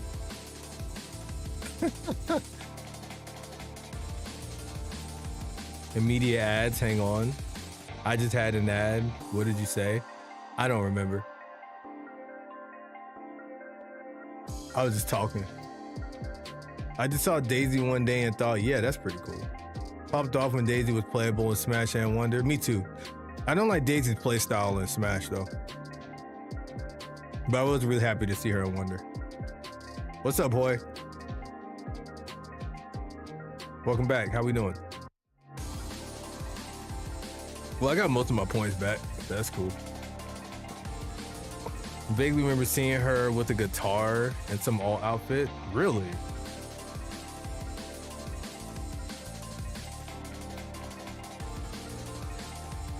Funny how people will dunk on Daisy for being loud in Mario Kart game when everyone is loud in Mario Kart. That's what I'm saying. Everybody's like, oh, Daisy's so annoying. Hi, I'm Daisy. Nah, nah, nah, nah. Like everyone's like, get so pissed off with her. And I'm just like, she's just energetic. She was a little annoying in Double Dash, but like after that, she's been fine. A lot of people jump on the Daisy train now because, you know, it's cool to like Daisy now because she was like an underdog because of what they tried to do with Strikers and them kind of hoeing us on Daisy in other games. Like I think in one of the Mario Kart games, you had to unlock Daisy. I'm like, why the hell do I got to unlock Daisy? It's fucking Daisy. Like what?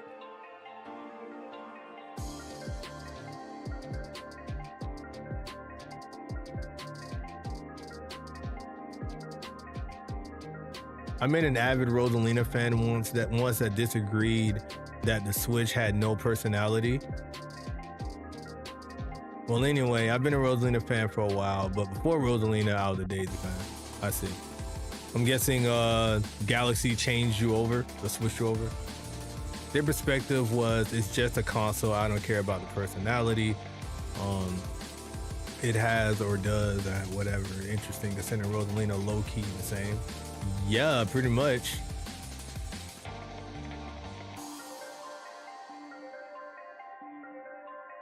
You feel like Rosalina's equivalent to Nintendo Switch?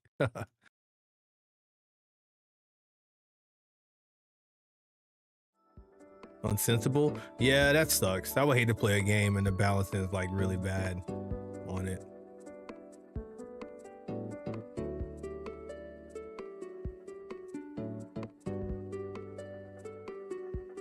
That would be pretty frustrating. Had to unlock her in Wii and 7, I think. Yeah, I'm like, what? I have to unlock Daisy? Are you serious? It's Daisy. She should be in the main roster. Rosalore cool as hell, but the only impression I got of her having played Galaxy 1 bits and 2 is that she's there. Yeah, it's just like, oh, I'm Rosalina. I'm so tall and magical. Like, okay. Hooray. No, that was actually after Galaxy. Rosalina was already a thing. I just preferred Daisy. Like I had to fight through hell with the normal enemy spawns just to get to the dungeon area boss, which I managed to do for one of my teams, right? Right. Wait, why'd you say that in question form?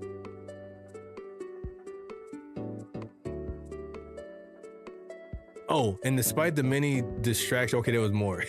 And despite the many distractions from the game's mechanic and gimmicks, I was able to kick its ass single-handedly. Good stuff. Okay, so you managed through.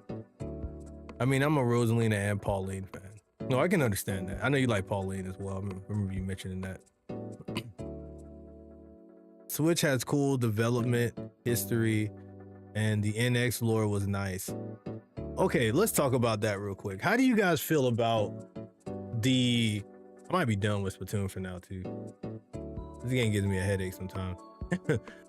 But I was gonna say, well, maybe I might do tower control or whatever. I might do some regular matches in a second. I'll do open, I mean. Yanti and Rosalina feel the same way to me. Cool lore, but the gameplay is more interesting. Yeah. I like both equally. That's cool. Oh, so how do you guys feel about the consoles, right? I feel like okay. They had some really cool code names for a lot of these Nintendo consoles. Like the GameCube was Dolphin. I think which one was the Wii? I think the Wii was Project Cafe or something. I can't remember. But I think the NX was the Wii U. And I forgot what the Switch was. Let me look that up. What?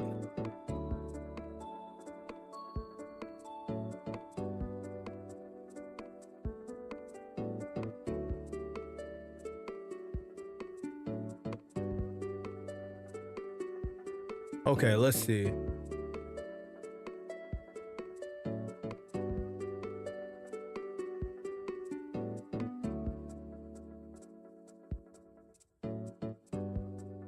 Haha, Dolphin. Oh, they freaking serious? Yeah, GameCube was Dolphin.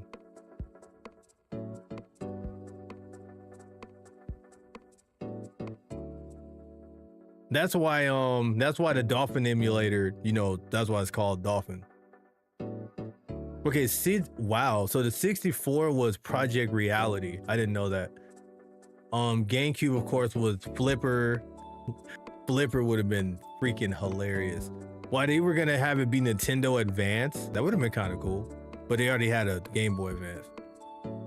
Star Cube, yeah, that would have been kind of whack. In 2000, Nintendo 2000. I mean, that would have been kind of cool. Flipper would have been freaking hilarious. Like, you guys ready for the Nintendo Flipper? The Nintendo Dolphin would have been fire though, man. I still think that would have been cool. Oh, the Wii was Revolution. That's what it was. Dude, the Nintendo Revolution, man, when we first heard that, like when I first heard that growing up, bro, like we thought that shit was like the coolest thing ever.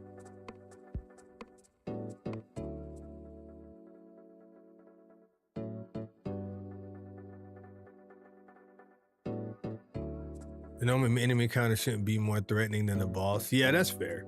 I've had that happen in a bunch of games I played though, where the normal enemies were like way more annoying. DS was a developer system, but everyone thought it meant dual screen. Isn't that what it's made? Isn't that what it is? 'Cause you said it was. So like, you saying it was because we're not on the DS anymore, or you're saying like, because that is what it is, right? Developer system. I thought DS was for dual screen too, all this time. I was searching for my final and first moments of playing Mario Kart 8 on my Wii U, but I can't find it.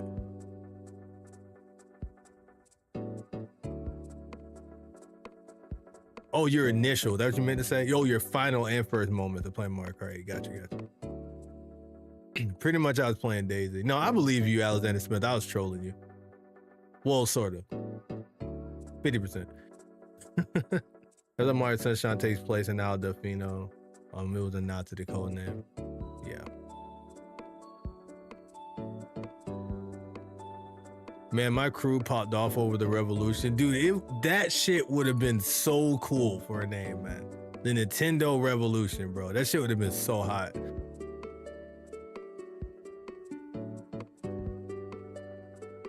Yep, no tech demos. No, we did get a tech demo. It was a 1-2 switch, right? Ooh, failure. I'm joking. Please don't attack me.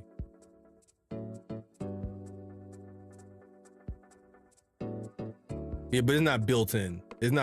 So yeah. I mean, technically the Wii U didn't either. The Wii U came with one Nintendo Land's a separate game, technically. Yeah, the no menu music was kind of whack, and the eShop was ass. The UI is also very, very lame. So yeah, all of that's true. Apparently, all of that ended up being a good thing in the long run because it made it to where the system wouldn't had to use so much resources just to keep it moving and stuff. So I think it was good in that regard, but I can understand the frustrations. And that silly Windows Vista gimmick on the screen itself. Split Joy-Con is nice, but it's like the 3DS 3D feature. My Joy-Con have drift and I played locally like 3 times. Yeah. So yeah, I don't really use my Joy-Cons. To be honest, I barely played my Switch handheld. Like there's periods of time where I played it handheld, but I don't. I play my Steam Deck handheld way more. Like I think it's the opposite of my Steam Deck. And honestly, when I had the Wii U, I played on my gamepad more than I played on the TV. For some reason with the Switch, it's just like I'm just not really like, I don't have the temptation to play this thing in handheld. But I think some of the biggest reasons why is because of the just the way it feels. Like it's not a comfortable system to hold. Like I love holding my Steam Deck because it feels so awesome to hold in your hands. You know, it's like the perfect weight. The Switch 2 feels really cool to hold, so I'm hoping that I play that handheld more.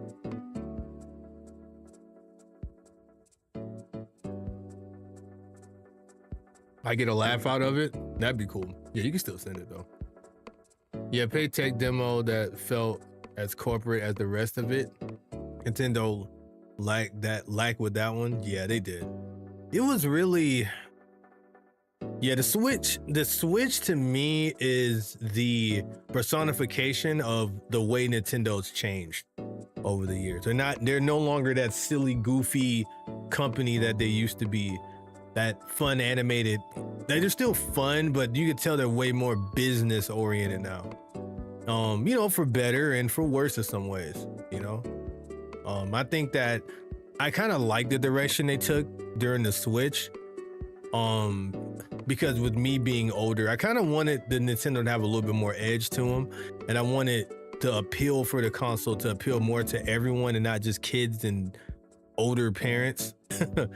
So like, just from the appeal of the design and just the whole like atmosphere of the console, I wanted that to be a lot different. So I'm actually glad that changed. You know, I'm actually kind of happy that changed.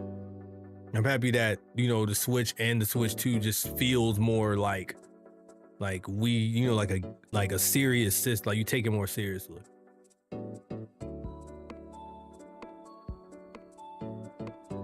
The basic version was a mid financial decision to get a Wii U anyway, in my opinion. Deluxe had more storage.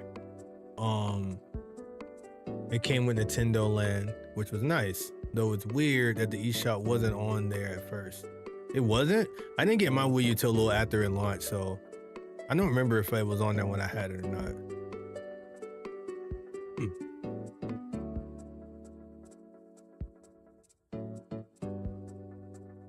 The Switch 2 came out when I was in 7th grade. The Switch 2 or the Switch? I think you meant the Switch.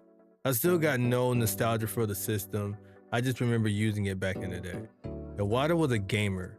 Ever since he passed and Reggie left, the company has been making better business decisions in a way that reminds you they're a corporation and not for a gamers group. That's true. That's true. A lot of stuff with Nintendo felt more like passion projects, whereas now they just seem kind of like kind of like PlayStation and Xbox in some ways. They're not quite there yet. You know, there's still aspects of them where they're trying to keep that spirit, but as the older generation of Nintendo begin to fade away, you know, we're gonna get more into the, you know, by the numbers type thing. But that variation of Nintendo's still alive. Like we see it in Mario Kart World. I think me and DT4 talked about that in our podcast. We talked about how, you know, like that spirit of old Nintendo is still there through Mario Kart with all its creativity and, you know, them thinking about, I think, no, I mentioned that about how like in this game, it feels like they're thinking about what would be fun. Everything in Mario Kart World feels like fun, basically. Like what would be more fun to do? Let's have them be able to jump on straightaways. Let's have them be able to do tricks off of grind rails, and let's make the whole shit open world, or let's add stuff in the open world. Like everything just feels so fun. And I think that like, and not in a money, like we're trying to get your money kind of way, you know. And I know people are mad about the price of it, that is $80, but like, you know, they are giving us a lot in one game. A lot of things that probably would have been DLC, but like, I know there's no excuse for the price still. And I'm not defending the price because I'm not trying to defend the price. I don't want to pay $80 for no freaking game either. Trust me. But I'm just saying, like, I can see their mindset. I can see why they feel like this game should be $80. I can see where they're coming from. That's what I'm saying. Type shit. Though them not increasing the Switch 2 price is pretty consumer friendly considering the context it's in. Odd that the games are 80 though. Yeah. And then, like I said, I think most people, like we discussed before, are not mad about the price of the Switch, because I think all of us felt like the Switch was gonna be about $400. Like, remember when we did our predictions of the Switch, I said $400, you know, so, or more, you know, $400 was me being generous. I felt like it was probably going to be like $450, but I kind of kept it in the middle of $400. I knew that shit was not going to be $300 again, because for what they were going to have to do to keep up with like their competition, quote unquote, you know, or just to kind of keep up now, they're going to have some crazy shit in this thing, man. And looking at what they have in it from a tech side of things, we're lucky it's only $450. That thing should probably really be like $500, because the Switch 2 has better specs in that thing than my Steam Deck does. And my Steam Deck was almost $600, which is wild with the kind of shit that's in that thing. Stop the cap? What cap? Which cap? That the specs in the Switch 2 is better than my Steam Deck? It is. The screen's better. It can run at higher FPS. The performance is better. Like, it can run higher FPS. They're not worth. You don't think it's worth 500? I think it's worth 500 to me, especially like paired with the dock. I can say that I can see how they could push it to 500. That's what I'm saying. If they would have said this Switch 2 was $500, I would have been like, okay. Because the Switch 2 is comparable to like a RG Ally. Like not an X, but an RG Ally. An RG Ally is like $600-700. Now maybe there's an argument that all of that shit shouldn't be as high as it is too. Like maybe that shit shouldn't be as high. It's Nintendo. I can see them making it 600. No, I'm laughing because it's so sad, because we're at this point now where we're like, yeah, we've seen Nintendo doing some grimy shit. Like, it's just kind of, that shit sucks that we're at this point now. IS Productions, thank you so much for the raid. But it's so sad that we're at this point now. Nintendo's been really they've been kind of weird with this money thing, man.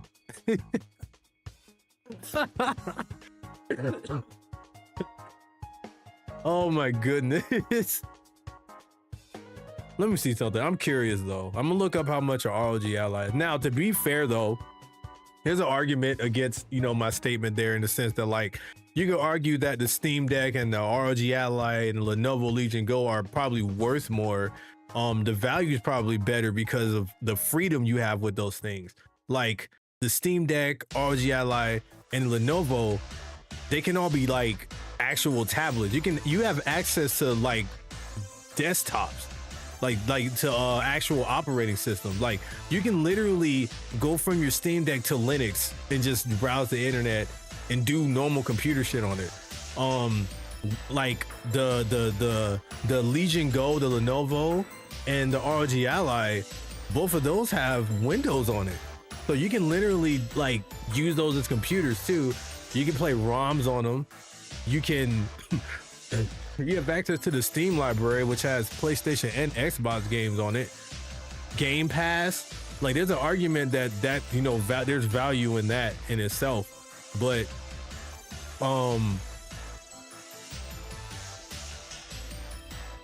yeah, it's just interesting. Remember that in the States, you're basically paying $500 at purchase because of taxes. That's true. Or you be paying near it at least. Yeah, well, I mean, I'm paying $500 because I'm getting Mario Kart with mine, but that's not for the console. But I'm essentially paying $500 out the back. In Japan, it's equivalent to $300 US. Not sure if they're selling it at a loss or just marked it up less. I'm not sure. I'm not really like an economy guy, so I'm not really sure. But like, I know for sure that I've heard people say that it's cheaper in Japan. So if you're in Japan and you get a Switch, you're gonna be in better luck. Exactly, those devices are worth infinitely more. Yeah, they don't sell anything at a loss. Having a desktop operating system doesn't necessarily make it worth more, in my opinion. Linux distros are free, and Windows also kind of free if you work around it a bit. Right. Well, I guess let me reword that then. So no, I don't think that just because they have operating system on them do I think that they're necessarily worth more in the price wise, and I guess that's essentially what I said. But I guess what I mean is like the value of those consoles and the potential you get out of it. And I know I made an example of you can browse the internet with it and stuff like that, but more so the fact it's what you can do with that in a gaming sense with your gaming handheld that adds more value versus a Switch. Like on a Switch, all you can play is what Nintendo offers you. That's all you can play. On my Steam Deck, I can play Switch games, I can play Xbox games, PlayStation games, and Steam games. I can play phone games on my Steam Deck, and they know they know you can do that. They designed it with that freedom in mind for you to be able to play those games on there. So like, there's so many possibilities that in there. There's you can modify it. They made all these things easily moddable, you know. The iFixit is one of the best freaking fixing repair technology people you can get a hold of. And get what Alexander Smith said, it's literally handheld PC. Like you literally have a mini laptop in your hand. You have a gaming laptop in the form of a Game Gear. you have a gaming laptop in your hands, basically. So it's like that to me has infinitely more value than a Switch, to me at least. Even though I know I was saying that the Switch is comparable to the ROG Ally as far as tech goes. So I guess I'm jumping around my own points technically. But what I'm saying, what the initial thing I was saying, if I can rewind it back, because maybe I just started realizing things I was talking is probably what happened. but is the point of having an open discussion? I guess Alexander Smith made a good point about the stuff you can do with it. But what I was thinking is that like basically what I'm saying is that if they were to charge $500 for the Switch, because of what they're charging with these other handheld devices and the technology that's in it, I can see them charging that much. for it. It's kind of what I was saying. I can see them maybe charging $500 because they got a lot of shit. This Switch 2, as far as like as a handheld gaming device, is like almost pinnacle with a lot of shit. This thing is crazy. Like as a marketing, like as not a gaming PC, but just as a, I miss a water. Yeah, me too. So how did I fix it? I've heard the model was selling at a loss, making it up with software sales. Which one? Having a desktop operating system. Oh yeah, I read that part already. So how did I fix it? Solid outlook on it. The freedom of game selection is definitely a plus. Yeah, that's basically. But you did make a good point though, that just because it has Windows on it or Linux, that doesn't mean it should be worth more, because those are, and actually that software isn't free technically. You have to pay for Windows. Like if I wanted Windows 11 right now, okay, if you have Windows 10, technically that software isn't free, I'd say, because you have to actually purchase Windows. Like Windows comes with your devices, and there's an argument that you're paying for the software and the hardware when you're buying it together. But like if you had like Windows Vista and you wanted Windows 11, of course there's ways you can get it for free, but like if you're doing it in a, I guess in a legal way, or you're doing it in the way, I guess the appropriate way or whatever, you'd have to buy a key. You have to buy a Windows key. Like that stuff costs money. Like at my job, we have to buy keys and licenses for new users and computers. So like, yeah, it comes with the system, but like it's technically not free. They provide it on their site for free. That's not necessarily true. So if I go to Microsoft right now, I can just download Windows 10 on any device I want to for free, because at least for me, I don't know if it's different for business devices. We had to pay for our keys, for each key. We had to pay for each key and each license for each user to have Windows 10 on their devices. If you buy a laptop, it's gonna have Windows on it. But if I were to, like, let's say I wanted, maybe it's just Windows Pro then. Is Home free? Let me see something.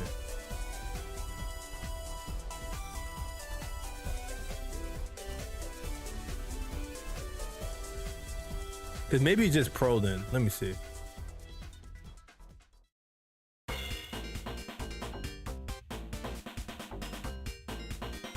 Okay, it says upgrading from Windows 10 to 11 is free, but they're not saying if Windows 11 is, like, you can just get it for free. Like, hold on. Is Windows OS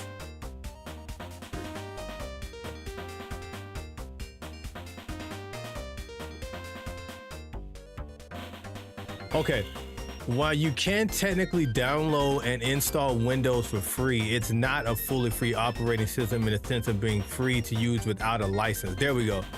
There we go. That's what I'm talking about. You need a license for it. You can use a non-activated copy, but it will have limitations, which is what happens before you buy a license for it. Free download and installation. You can download Windows iOS file from Microsoft website and install it on your computer without needing a purchase or license right away. You can do that, but eventually you're gonna need a license to activate it. Yeah, unactivated basically just doesn't have personalization. Yeah, so I guess you're using technicalities. So like technically, yes, you can have Windows for free, but I guess, okay, I get what you're saying. Like you're using a technicality.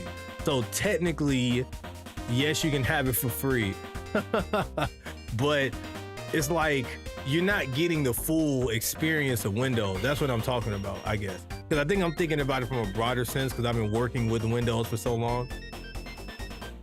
So.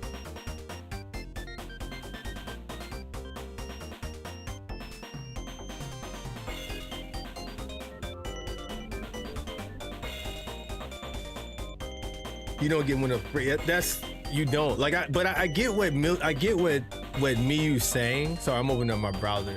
I get what Miyu's saying. Like technically you get it for free, but you're not getting like, it's almost like you can use Adobe for free technically, but you're not really using Adobe because eventually your trial's gonna run out and you gotta get Adobe Pro at some point. You can't edit anything. You can't like convert anything to PDF through Adobe without getting the license for it. So it's like, it's free, but it's not really free per se.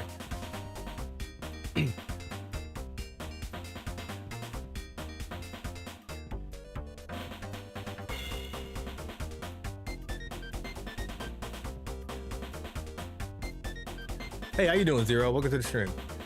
We're just kind of talking now.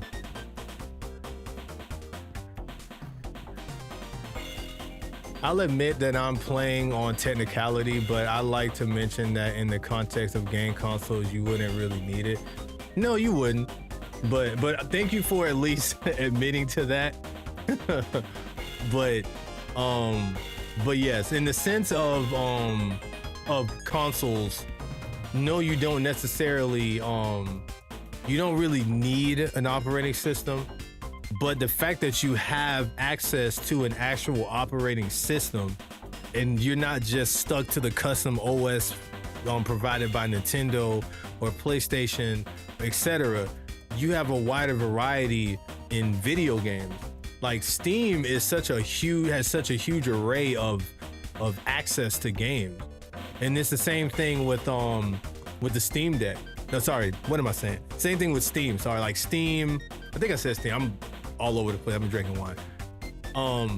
Like you get access to the Epic store too. So you get Epic, you get access to all the Switch shit, you get access to PlayStation stuff, like mobile game. Like I'm going in circles, but you get way more out of a Steam Deck and these other PC handhelds than you do out of a console that's limited. So like without going into a lot of technicalities or loopholes, I don't really know how else to really explain that.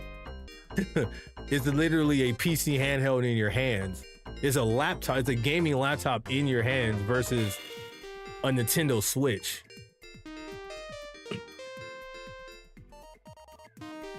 I think that has a lot more value than you think it would. And maybe it's a thing of like, maybe if you had like cause even you yourself, right, Miyu? Like you don't really like you, how can I say this? If you had like a gaming PC and like an actual like gaming like laptop or something, I think your view on all this would be different. I think you don't quite see the value in it because like, you know, you yourself, you're at that point right now where you're using kind of whatever you have around. So like you don't really care about having all that access and the graphics and all this, so you don't really care about that. But like I think if you like had like an actual like gaming laptop or a gaming PC, your mind process on that, I think your thoughts on that would change, I think, in my opinion. Like if we're comparing the Switch value to the Steam Deck, the extra games you can download thanks to Linux definitely count as having more potential value, yes. But I think if we factor in Switch 2 hardware costs, the games Nintendo is gonna put out is gonna be both the exclusivity of their games and the convenience of a system that boots up the games in like 15 seconds. They boot up in like 15 seconds on the Steam Deck too though. They boot up fast as shit on my Steam Deck also. I can turn on Sonic Adventure 2 on my Steam Deck in 2 seconds. But I get what you're saying though. I get what you're saying. Like the point you're trying to make is that like, and I think that's the part you're missing. I don't know how much you know about a Steam Deck or like these PC handhelds. They're not just like you cut it on as the desktop and you got to go through booting up Steam. Like the point of like the Steam Deck is to have a PC handheld in the form factor of a console, of a home console. Matter of fact, I'm gonna pull out my stuff. But I get what you're saying. I want you to know I get what you're saying though. I see where you were cooking. I see where you.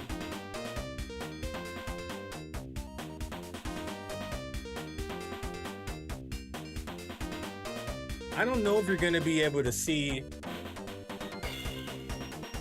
I don't know if you're gonna be able to see this. I should have just got my dock. from my Steam Deck and plugged it in. That'd be a pain in the ass. I can probably plug it into my docking station so you can see what the interface looks like easier. But like, where the fuck is it? That might not be as much of a pain in the ass as I think it would be. Hold on, let me see something. 'Cause I could probably just do this. I'm gonna show you what the Steam Deck interface looks like.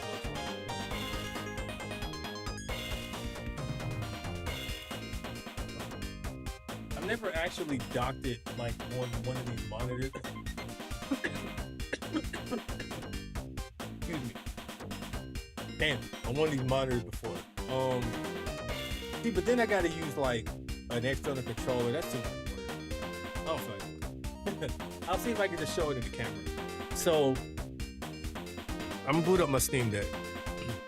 I disagree. I think having OS on a game console is value efficient, website use for work type job search and all that. I agree too. But technically they have browsers on home consoles. So like technically it's kind of like, I guess that's the part where I see what Miyu's talking about.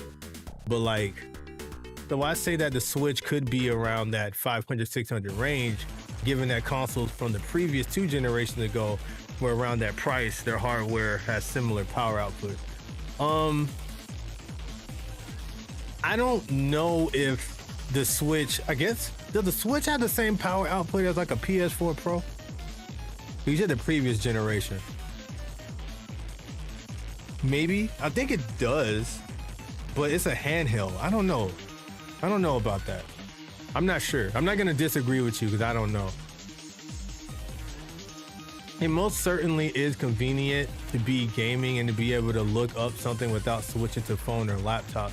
Just kind of like a Wii or 3DS had.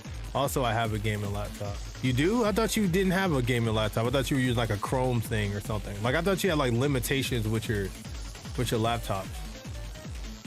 PC's busted because you get access to a lot of stuff Steam. Okay, so check this out. So this is what my Steam looks like, right? This isn't like a desktop. This is what the interface looks like. So like if I want to switch to a game, it looks just like the Switch. Like let's say I wanted to play let's say I wanted to play Kirby's Air Ride, right? I got Kirby's Air Ride on here. So I'm gonna hit boom. Wait, maybe I shouldn't show this on YouTube. Nintendo. All right, we're not gonna pick Kirby. Let's pick let's pick like I don't know, Rivals 2 or something. All right, we're gonna pick Rivals 2, right? So you see here, you just click Rivals 2, you can just hit play. Easy, boom. You hit play, it's launching the game. Of course it has to load my stuff up because I didn't update the game. God dang it, it has to update the game. And it kicked me off of Steam on my computer because I didn't do this right. I didn't think this through, but it's fine. But the game's coming up now, as you see. Yeah, see the little logo's coming up. There it is. Boom, Rivals is up. And it had to update the game too, by the way, because I didn't play it. But it's coming up. Just like that. Just like it would on the Switch. Or I can just go home. If this is the way the screen looks. And I can just cut it off. Now I'm back in my home menu again. And then I'm gonna go over to I don't know. Let's go to Vivid Loop. This game is awesome. I'm gonna play this on stream, by the way. This game is awesome. We're gonna go to Vivid Loop.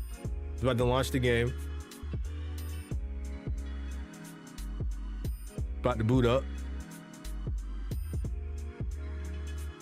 And it's on. The game's up. Damn, I got so many fingerprints on my screen. Like it's literally, they literally designed a Steam Deck to have the form factor basically of a home console. It's basically supposed to bridge PC gaming with like your typical home console experience. Essentially, that's the purpose of it. But if you wanted to, that's why I say that's where the extra value comes in. If you wanted to, you could just, like, you know what? I'm bored. I want to go to my desktop version. and then the shit will switch to your desktop in like a few seconds. Hold on. Boom, now I'm on my desktop. Boom. And now I can go to Chrome if I want to, or I can open up Dolphin, or I can mess around with Linux terminal and shit. I can like do all kind of stuff on here. I could draw on this thing if I wanted to. Like, it just becomes the desktop. But that's just like, I didn't even know you could do that when I got my Steam Deck. I got my Steam Deck to just play PC games, but that's like a whole extra thing you can do. So that's more or less what I was talking about. Have you ever played Hollow Knight? I recommend it if you haven't. Funny enough, I have not played Hollow Knight. I think I maybe played it for a few seconds. That is on my to-do list. I wanted to play that. I wanted to play it on my Steam Deck, actually. I think that's a really good Steam Deck game to play. So thank you for recommending that, Zero. I definitely plan to play it. Are you excited for Hollow Knight 2? I gotta sign back into Steam. God dang it. This is a good conversation though. By the way, I'm not annoyed at all, or I'm not trying to beat anybody up. This is such a good topic. This is interesting. I like this. I like this conversation. I think this conversation is important, honestly. By the way, just to put it out there. Okay. The browser function console is not compatible. Well, the browser function on console is not comparable. That's true. This is usually kind of mid. Okay, so I scrolled up a bit to clarify for myself. I was addressing both Alexander Smith comment about definitely not. Oh, gotcha, Miyu. Okay, so basically the point that you're making, you're basically arguing against what Alexander Smith was saying about the Switch not being worth $500. I got you. And then I guess I'm more or less doing the semantics for the two. I got you. Switch is not as strong as the PS4. Well, I think I'm in the Switch 2. More what I was talking about. We played Mario Kart 8 on Wii U together, Locks. I think I remember that, actually. What I'm saying is that I think the Switch could be worth around 500, 600. Even the exclusivity of games and the convenience of the form factor. PC handhelds offer that convenience along with being able to download other programs, access the web, and to that I'd assign maybe 200, 300 more in value. Okay, so we're on the same page, me. You got you. So you got me out the way. So I don't know how you're gonna convince that to Alexander Smith, but I get what you're saying. I get what you're saying. Now we're on the same page. I see you. We're on the same page. You bought a game laptop in February? Oh, okay. I think I remember you talking about your GPU. Okay, got you. You did mention that. Yeah, I know it's got a convenience interface. Just turn on the start game. Got you. No, I got you, me. We're on the same track now. We're on the same train. I looked this one up, and Switch 2 is just under the PS4 in terms of raw power, being around the level of Gen 8 console. Because Switch 2 is like, wait, PS4 or PS4 Pro? But that's okay though, because the Switch is a handheld. Ultimately, you can play it as a home console. It's a hybrid, but I think the Switch, they designed the Switch with handheld like parts. So for a handheld, I think that's pretty impressive. If you're just a little under a PS4 or PS4 Pro as a handheld, I think that's pretty good to me, I think. But we're not talking about whether or not it's good or not. We're talking about the pricing and how worth it is. And I guess that's debatable. This is such a good topic. My bad about the game and laptop thing, Miyu. I don't know why I thought you were still using like something else, and I just remembered that you were talking about your specs of your laptop, and you were talking about the issues you were having playing. I think I remember you talking about your issues with Minecraft. So in my mind, I thought you were talking about, I was thinking about your old laptop. So my bad. My apologies on that. No, you good on that? Okay, yeah, there's no worries. This is really cool though. I like talking about this kind of stuff. It's like we're having a podcast. So yeah, maybe not 600. I put it at 500 max Switch 2, that is. So yeah, me and you are on the same track then. I say for sure with the stuff the Switch 2 has, especially with it offering 4K, which could be questionable. I need to see these games run at 4K, and I need to see how many games are capable of doing that. But the fact that it can do that docked is kind of cool, I will say, and that does add some value. The fact that it has HDR, variable refresh rate, and 120 hertz screen is actually kind of big though, I will say. Like I said, my Steam Deck only goes up to 90 hertz, and this thing is almost $600. Granted, it does have an OLED screen, but it doesn't have HDR. Wait, it does have HDR.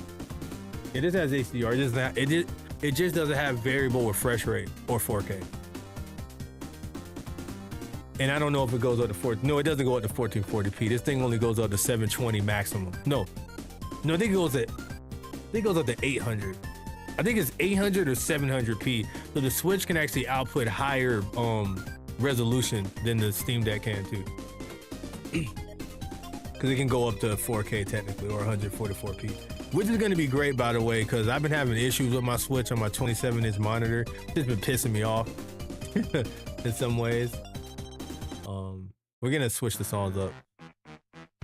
I've been yapping, boy. Goodness gracious. I think this is what happens when you get a bunch of tech guys together.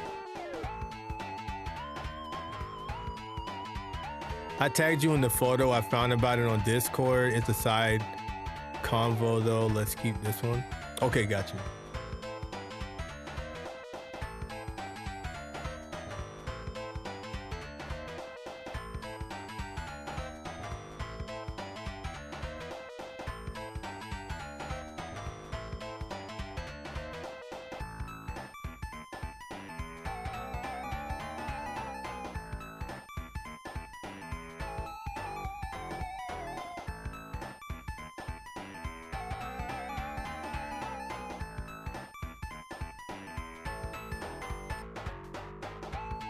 I might get Mario Kart and I'm gonna add you. Oh, okay, yeah. I remember that.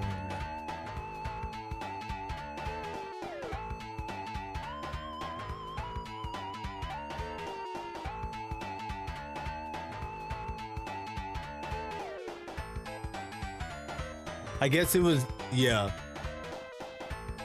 I'll just do this. You probably could have just DM'd that to me, but it's all G though. There we go. But I saw it though. When I looked it up, all I saw was based PS4, but it was the AI overview on Bing, so it so it kind of conflated base PS4 and just PS4. No, you're fine, bro, because you got the message across. I got what you were trying to do, and you did, you censored the things that needed to be censored. So you're perfectly fine, bro. It's all G. And yeah, so we definitely did play Mario Kart. I do remember that. I think we played on stream before, actually. Can't wait to spend like 3 minutes in the Switch 2 eShop just enjoying that it runs at a bare minimum 6 FPS without all that stuttering. I know, right? Wait, do we know that the eShop is gonna run faster, or did they mention that? I don't remember.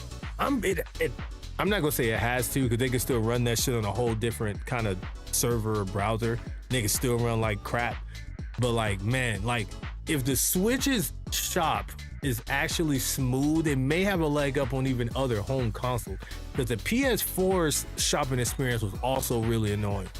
I don't know about Xbox, but I know the PlayStation's shop was really obnoxious to work with. I know that for sure. Can't speak for the other stuff. I don't know about PS5 and Xbox. Maybe their shops are better, but I remember the eShops being really, really annoying on those other ones. So I'm hoping that the eShop is way faster, because I used to dread going to that Nintendo eShop, and I buy my games digitally. So that was really frustrating. Then you got to wait for the games to download, and then they have you do 1,000,010 things to authenticate before you buy it. It was awful, man.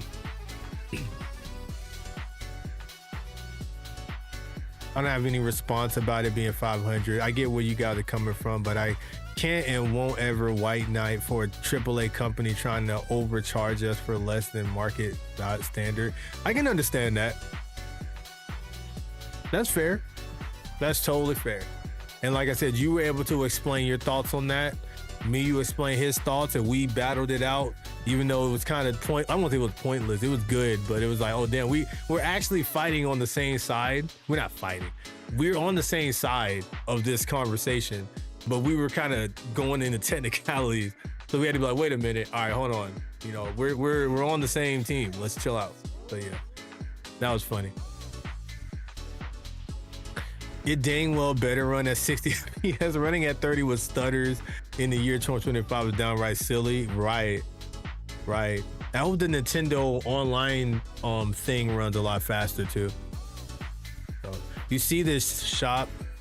This is why we were paying 500 for a device. That thing runs like crap. On.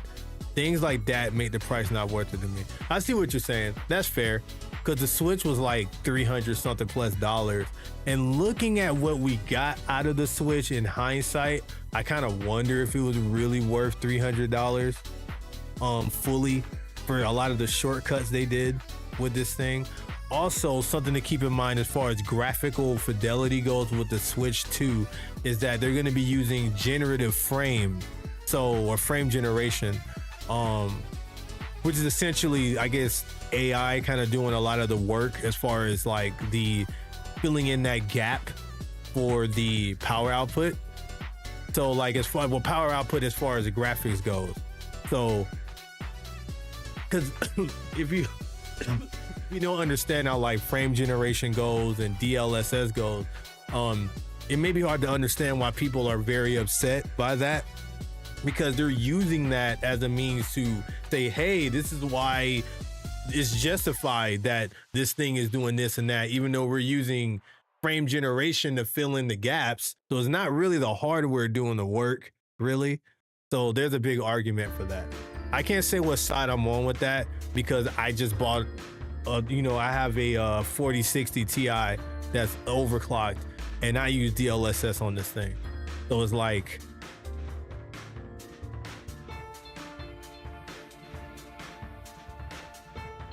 W discussion. This is really cool. There's parts of this I could probably put up on YouTube as like shorts and shit. So, expecting the purchase to be like $550 minimum due to taxes, getting the Mario Kart bundle if I end up getting it. I'm really hoping that the majority of the titles run significantly better than they did on the Switch. Me too. Even though they kind of gimped us, I'm not gonna lie, they really gimped us. Even though they gimped the hell out of us as far as like, because okay, so they did what I wanted. I wanted us to be able to play our Switch 1 games on the Switch 2 at a higher, I wanted the game to be boosted. You know what I'm saying? Like I wanted to be able to throw in Kirby and it runs at 60 or more. You can do that at a price for some of them, but Nintendo didn't do a very good job at all explaining how a lot of this shit works either, which kind of sucks. It more than kind of sucks. It really sucks, to be honest, because it's like there's a lot of misinformation out there too. I learned that just from like talking to my roommate and other people. And I understand why there's misinformation because they didn't explain anything. So it's like,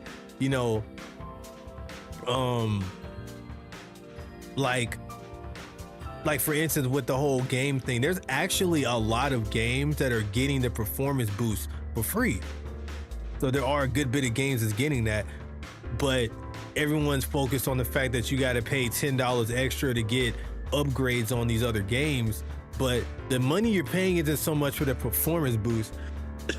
It's the extra content in the games or the how can I put it? The migration of the software and in tangent. I'm trying to see how to word this. Basically, it's your ability. It's what the games are doing tangentially, if I'm saying that right. In tangent with the in tangent, whatever.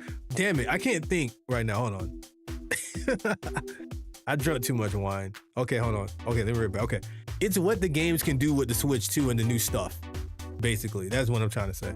That's more what you're paying for. Like, you're paying extra for Mario Party because you're gonna be able to do camera stuff on it, which you're gonna have different and new mini games on it, plus performance boost. For Kirby, you're getting, and I say this in heavy quotations, extra content with the ice thingy, which is essentially kind of the same thing with some extra ice stuff with the performance boost. So with Zelda, you're getting, I don't really care about the upgrades on these Zelda games, but you're paying for that. I think the Zelda stuff should have been free, to be honest. If I'm being honest, I think the Zelda stuff should have been free. So you get a new campaign on Kirby. I don't think that's I mean, it is technically a new campaign, but like you're going through the same game again, but with like ice stuff, I guess. So like, well, so I guess to me, I thought it was going to be whole new stages with new bosses, but you're going through the game again, but like with ice stuff. I think they did that in another game before. I'm trying to see how I can explain it. It's kind of like, there's another game that did that where you go back through a game, but it has like different things in it than when you went through it the first time. Like it's like different. There's another game that did that, like a Mario game or a Donkey Kong game or something.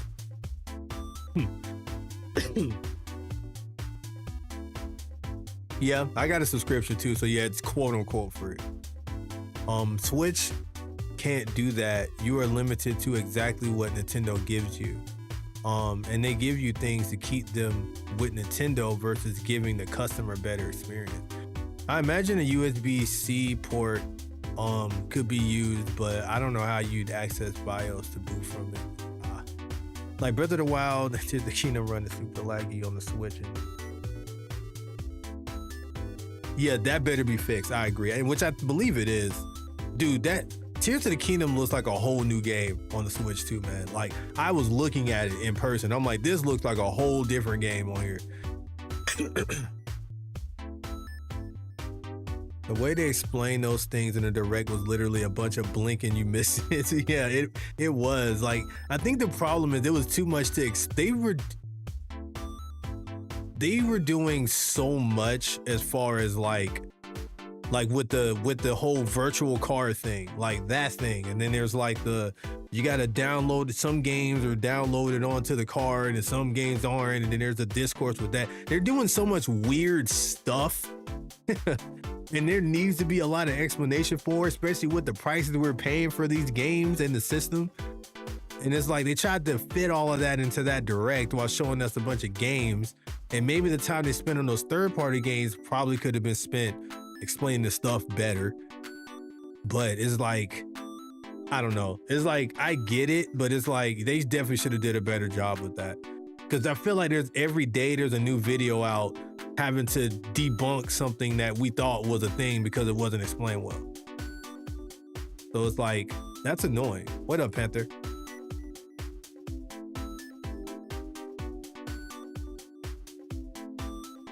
Might get some water soon.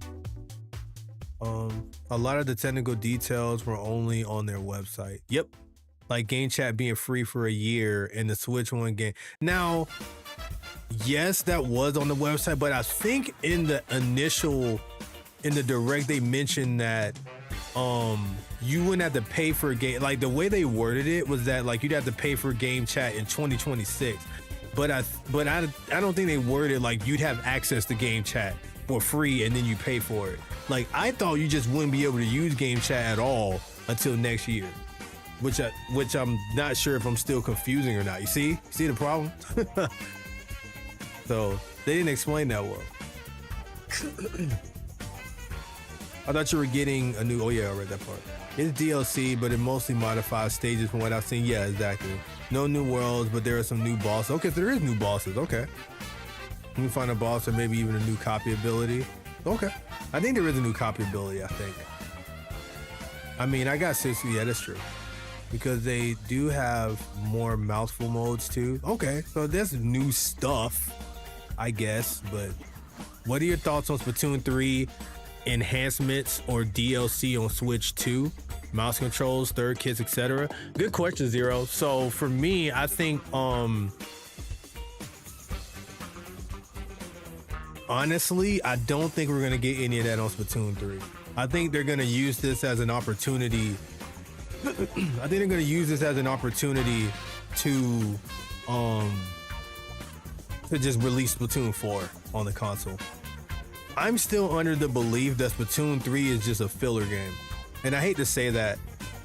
It's just, if you look at a lot of things surrounding Splatoon 3, it just doesn't feel like they really, I don't want to diminish the work the developers put into the game and all of that, because I'm sure they worked really hard on the game, especially trying to squeeze it in on on a system like a Switch. I'm sure they did the best they could, but it just really feels like it was just a game to fill in a gap between the Switch 1 and the Switch 2.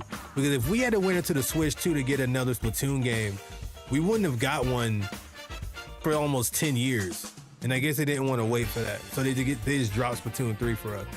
And like I said, that's not to take away from anything, you know, and the work they put in. Because to me, Splatoon 3 is amazing in its own way, but it just doesn't feel like it was a big step.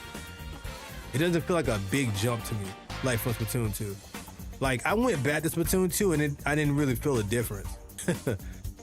Like, really at all. Like, yeah, I missed doing the damn squid dodge, but outside of that, it's like, it felt kind of the same, honestly. So, yeah. It felt like, I don't know. It just felt like filler to me. So to answer your question, we may get performance enhancements, perhaps. We might get that, actually. But as far as like mouse control integration and all this other stuff, I don't know if we're gonna get that. We might though. We could. You know, we might get a Mario Kart 8 situation where we'll get Splatoon 3 Deluxe. Or maybe they'll do all that with Splatoon 3 to keep that game alive. So I could be wrong, but in my opinion, I think we're gonna get a Splatoon 4. So before that happens. How long has Splatoon 3 been out? It's been what, like 2 years?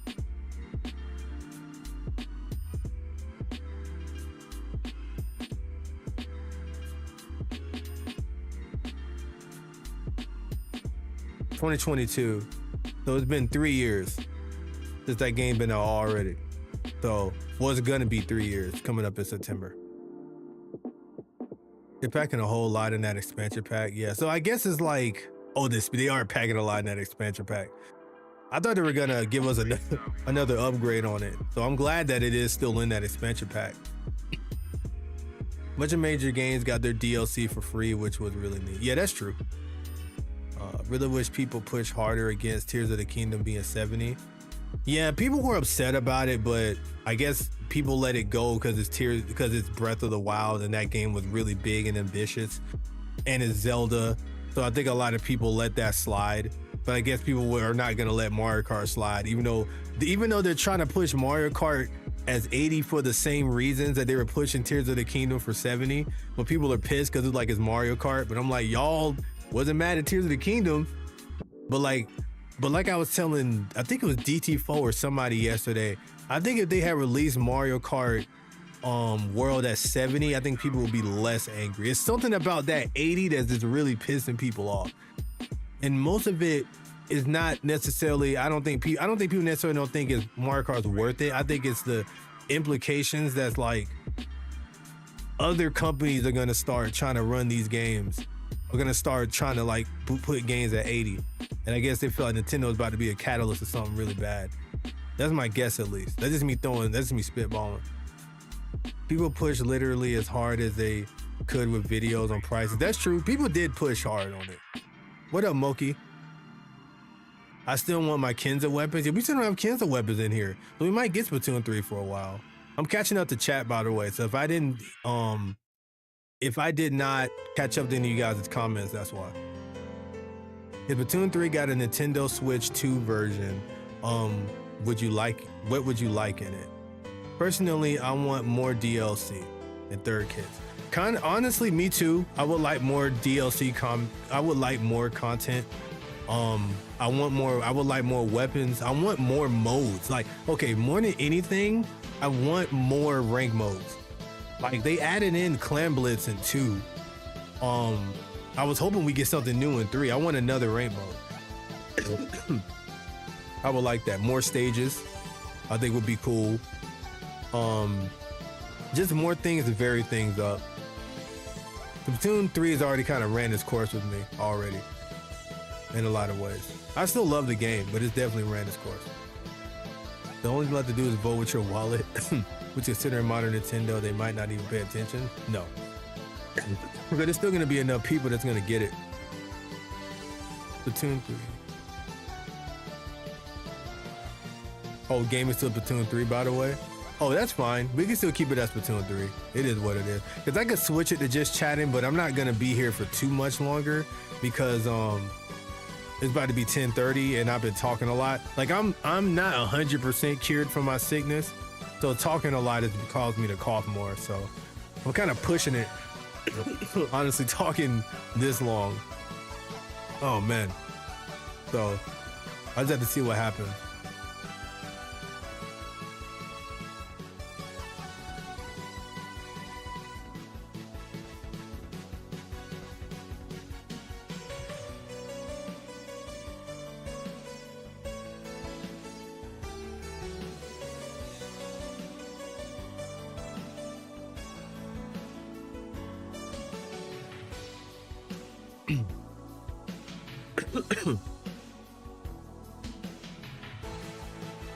That and the weapon designs for Splatoon 2 were peak.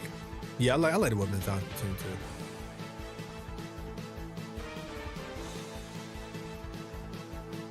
2. I felt most of the difference during the first 2 weeks of Splatoon 3 gameplay wise. I can agree with that.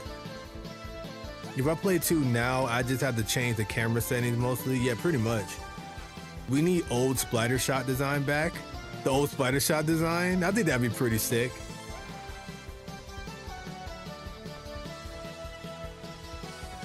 That and music design was pure perfection. You talking about on Splatoon 2? So you're a big fan of Splatoon 2, it sounds like, Moki. But Tears is different. It's because 70 had become the standard by the time Tears released. So there were other games that were 70 before Tears, right? I think that was just Nintendo's first time doing that, right? Make sure you stay hydrated a lot. Yeah, that's true. Damn. I don't feel like getting up, but I know I need to get something to drink. I do need to hydrate. I just don't feel like. I feel like if I'm gonna get up, I'm just gonna end the stream. But I do need to stay hydrated though. Oh, Splatoon 2. Oh man, dude, this Splatoon, this whole Switch 2 thing has just been crazy, man. Like, what should have been just like a fun, like happy time of getting an upgraded Switch is just turned into all this mayhem because of like just the pricing and all the politics behind all this stuff. It's just like, it's been fun, but it's been kind of a pain too. You know, all the other consoles have released $70 games. Oh, okay. Tears of the Kingdom on Switch 1 was 70 at launch. Yeah. Yeah, it was. I thought it was Switch 2 version we were talking about. Oh, no. We were talking about Switch 1.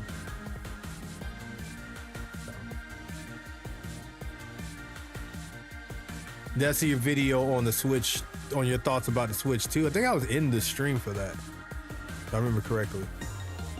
I think I was in the stream for that. Tears of the Kingdom wasn't worth no $70. I'll down that hill. Why do you feel like it wasn't worth $70? I don't necessarily disagree with you, but I'm just curious, like, cause you seem like very like hard on that. So like, I'm curious. Picky your brain.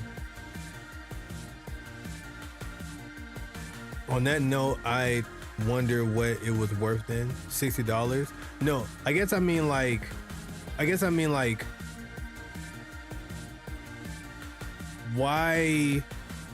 why did you like, why do you feel like it shouldn't be $70? Like, why do you feel like it should be 60? Oh, he was replying to you, me, I'm sorry, with the $60.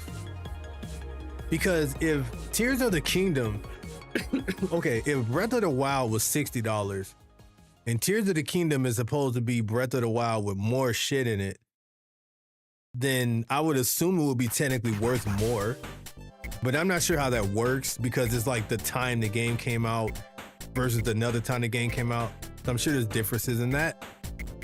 So because the Breath of the Wild MSRP was 60 and Tears of the Kingdom had, yeah, that, okay, so me, you thinking the same thing I'm thinking. If I had 10, it might be worth, yeah, okay, we're thinking, me even on the same thinking pattern tonight, me, you. As we're talking about value depreciation, me, you on the same thing, because I said that same exact thing, because I'm thinking like, you know, Breath of the Wild was 60 back then, but like, if a new game comes out and it overwrites that game, you know, because like for instance, how much was, let me see, how much was Gravity Rush Remastered? Let's see how much that costs. Remastered. Launch price. How much was that online? I think it was like 40 bucks, I think. How much was Gravity Rush online? This is $30 on the PlayStation Store, but I don't know if that was how much it cost at launch. Let me see, how much did Gravity Rush launch price? We'll just do the initial game. And that was on a handheld, so that's why I'm like kind of trying to get the remastered price. Yeah, I can't trust none of these sites. They're trying to sell it for dumb prices. I'm gonna say it was probably about $30, like $34, and that was an up-res version of it. And if I remember correctly, Gravity Rush 2 was almost 60, I think. Okay, so initially, Gravity Rush was $40. The remaster was only $20. They re-released it for $20. That's actually kind of wild. And then 2 was $60. So I bring up Gravity Rush because Gravity Rush essentially did the same thing Breath of the Wild did. Well, okay, no, Breath of the Wild to the Kingdom did the same thing Gravity Rush did, because that came first. Gravity Rush was a really big open game where you could just travel all around the world, exploring, doing similar things that you can in, you know, Breath of the Wild. And then when Gravity Rush 2 came out, you had the upper world that you could fly up to or fall up to, which was a whole nother world. It's even bigger than Tears of the Kingdom stuff. And then you had a lower world that you could go to, in like deep, like lower in the skies where the slums were. Y'all watched me play Gravity Rush 2 before. Well, some of you guys have, but I've streamed that game at least 2 or 3 times in here. So like you have upper and lower levels, and you have the mid level, which is the city, which is the normal areas. Then you can go back to the old Gravity Rush world, which is still just as big. So they actually upped the price to $60. Now that game's a little weird because that first game was on the PS Vita. So that was a handheld game at $40, and this is a whole console game at $60. I still think regardless, it would have just been $40 and into $60. So with that being said, I'm under the mind that Tears of the Kingdom 2, I can understand why they made that game $70, is what I'm saying. I can see why they did that.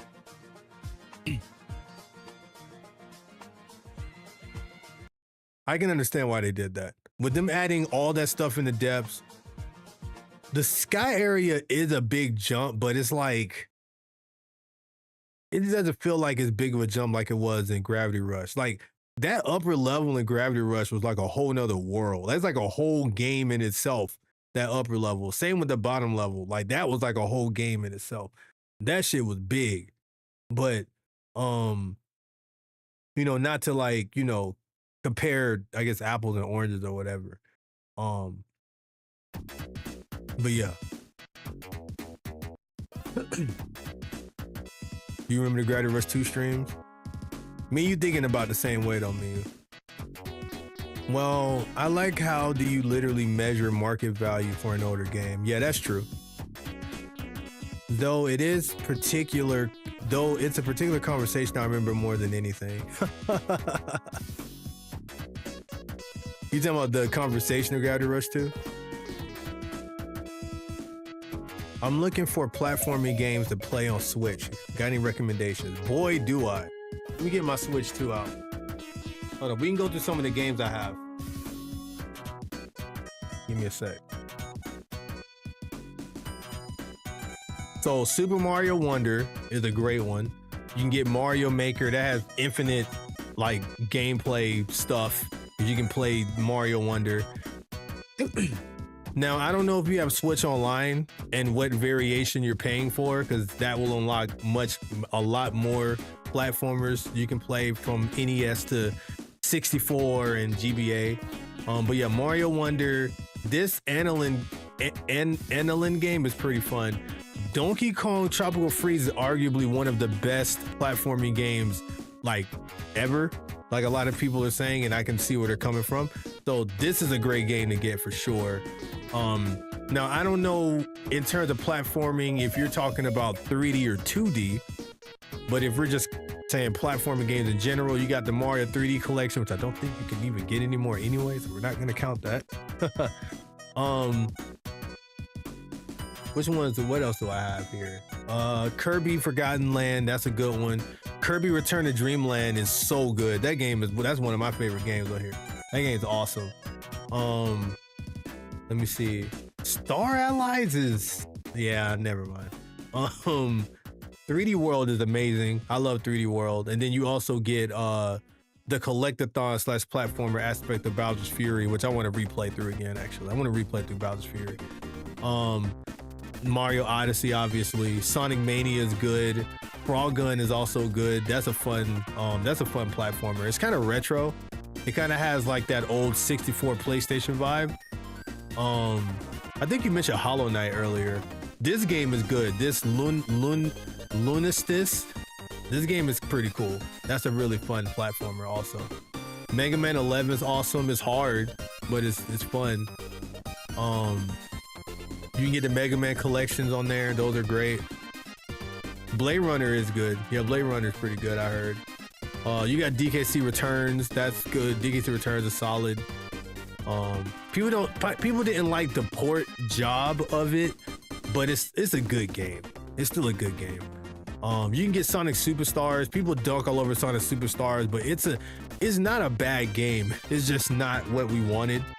It's a decent platform. Like it's like it's so hard to explain. Like if I'm just looking at it as just a person playing a platforming game, it's solid. But like it's just not a great Sonic game, I guess. I personally think Superstars is okay to me though. I think it was okay. I replay it sometime, actually.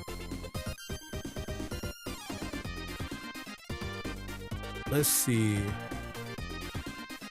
I just don't like the port of games being full price games. That kind of the biggest problem I have with games nowadays. So okay, that's a whole nother topic in itself. Like, for instance, like for instance with 3D World. I don't know who that was I was talking to. I think it was somebody in here, or maybe it was in person. It was in a call.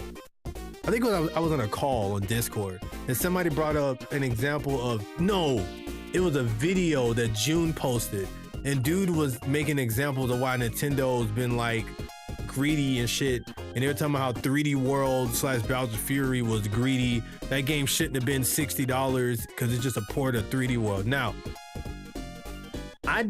the other examples he made, like the other ported games, I can understand. But like 3D World to me is not a good example of that to me, because they actually changed that game a lot. Like, you get whole new movesets in that game. Like, you get like Odyssey movesets damn near in that game. They sped the game up tremendously. Like, Peach is the slowest character on the new version of 3D World, and Peach in the new version of 3D World is faster than Toad in the original, who was the fastest. Just to put that into perspective. So that game is hella fast, way faster. You get online gameplay with your friends and a whole bunch of other shit. And I think they added some more stuff. All of that's just the 3D World side. Then you get Bowser's Fury, which is like a whole game in itself. Like, people argue and say that Bowser's Fury is better than Odyssey, and I see where they're coming from. because I mean it came after Odyssey, so they probably took assets of Odyssey they probably wanted to improve on and put it in Bowser's Fury. But are we at today's video on stream? You talking about that video that June was talking about? I might have missed that. I think I missed that though. But yeah, that shit's crazy. Like, it's actually crazy. Like, I don't agree with that. The other stuff he said, I get it. Especially the 3D All-Stars collection, I get it. But like, it's like that. I don't agree with the 3D World one. I don't agree with that. They actually did way more than I ever would have expected they would have did with that game. They could have just threw the game on there and called it, made it online and called it a day, but they actually did a lot with that game. Especially bundling it up with something. Because people can make that same argument for Shadow Generations. You know, Shadow Generations is essentially the same thing. We just get Sonic Generations and then with new voice lines, and then you get a whole, I guess there's not, I don't, Shadow Generations, it's kind of its own game. It's kind of shorter, but like it has a lot of cool stuff in it. But like, I think that kind of justifies the price. But yeah. Now, Mario Kart 8 Deluxe, because of all the extra content they added over time, okay, whatever. Some of the other ports though, probably not. But you're talking video games in general, so I'm sure there's a multitude of other examples of this out there. But most times when I end up buying a port of a game, it's usually games I hadn't played before. So like Gravity Rush 1 remaster, like I'd never played that game before that when I got the first remaster. So I didn't really blink as far as the pricing go, but I think they only released that game for $20 like they were showing. So which I think was cool. The original game was $40, the remaster was $20. Because I guess they went by the market value. They didn't try to beat you upside the head. But yeah, I don't think any HD remaster, I don't think should be priced up, or any port really. I agree with that. I can actually agree with that. Unless you are adding something on top of it, or there's some big extra features to it or something that just makes it a whole different game basically, then I don't think you should be charging anything, because you're just porting the game over. I agree with that. Like that Mario 3D All-Stars, that whole situation was criminal. Absolutely criminal.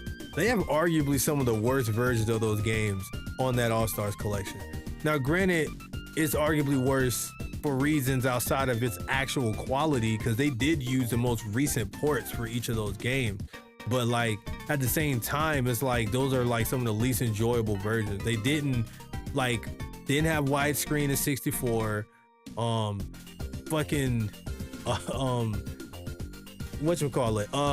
They used a really annoying port for Sunshine. Like, and the game still ran at 30 FPS. Like, what the hell? Why would you do that? You could at least upgrade it to 60. I don't know, maybe the Switch couldn't run it at 60. I don't believe that, because we're literally playing Wonder, and not Wonder, we're literally playing Odyssey and Bowser's Fury on that thing, man. So and it was limited time. That shit was criminal. According to this, eBay averages with outliers accounted for. Tears of the Kingdom is about $40 right now. Damn. But Nintendo is saying that the enhanced visual, the frame rates are worth $40 US or more, which is just no. Yeah. Unrelated, Smash 4 is averaging like $10 on Wii U right now. That's funny, but it makes sense because everyone's playing the next game. The GameCube Online version of Sunshine, if they ever release it, runs at 60 and widescreen.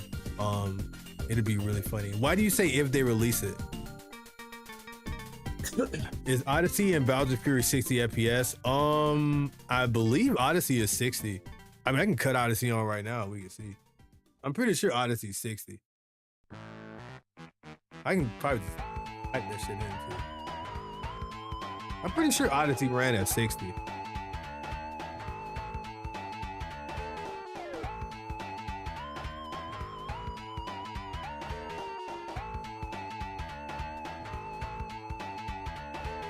Bowser Fury underrated. Yeah, Bowser Fury is super underrated. That game was awesome. Okay, Odyssey along with Splatoon 2 employs something called dynamic resolution, which is sort of inverse of variable refresh rate. It runs at essentially locked 60 FPS. So yes, so Odyssey does, and I believe Bowser's Fury ran at 62. Because I remember being shocked at how good it looked and how good it ran.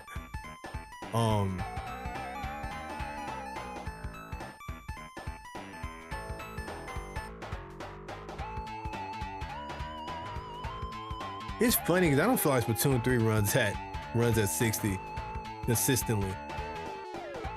I feel like Splatoon 2 ran more consistently at 60, unless I'm tripping. I feel like Splatoon 3 dipped, man. As comparison, 3D World runs at 60. Bowser Fury, on the other hand, runs at 60 docked. Okay, so, oh, okay, interesting. Huh? That's interesting. Okay, so if you're playing it handheld, Bowser's Fury is 30 FPS. I never played it handheld, so for me, it was always at 60. You said Splatoon 2 and 3 run at 30? That's not true, I think, because Splatoon 2 ran at 60. Well, they said it right here too, that it's actually locked at 60. Now the frames drop on it, but I remember playing Splatoon 2 and it being at 60. Hold on real quick. Let me cut it on. Cause I can tell. By the way, you know what's funny? I actually won the FPS visual test. Like the demo on the Switch 2, the little demo game. It had the FPS test. And I had to, guess the resolution of the ball flying across the screen for 30, 60, and 120. And I got all of them right. So I'm qualified. I'm kidding, by the way. No, I'm not kidding. I did actually win that thing. Like, I got all of them right. Everybody was shocked. Like, even the Nintendo representative person, like, what the hell? Even I didn't get all that right. I was like, well, I mean, you're a representative. That doesn't mean you're like, like a developer or something. Like that screen right there was at 60. Now the lobby like when you're in the city's 100% at 30 FPS, like undeniable. This is 60 right here though. Pretty sure it's 60. Because there's a humongous difference between this and this. Hold on, like when you go in here, when you go out here, this is 30. Yeah, this is 30 for sure.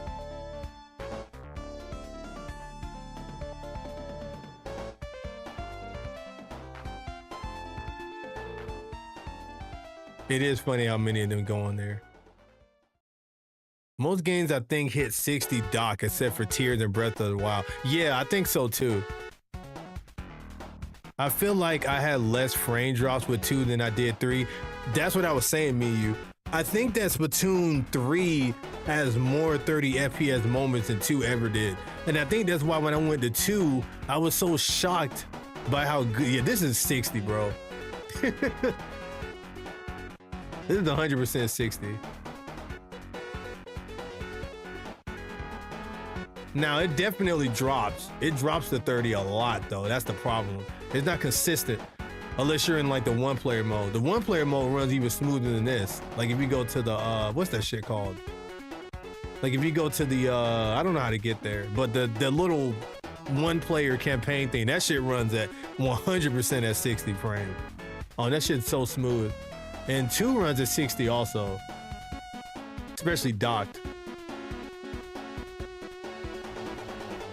Not in the lobby though. I think in the lobby that runs at 30 also.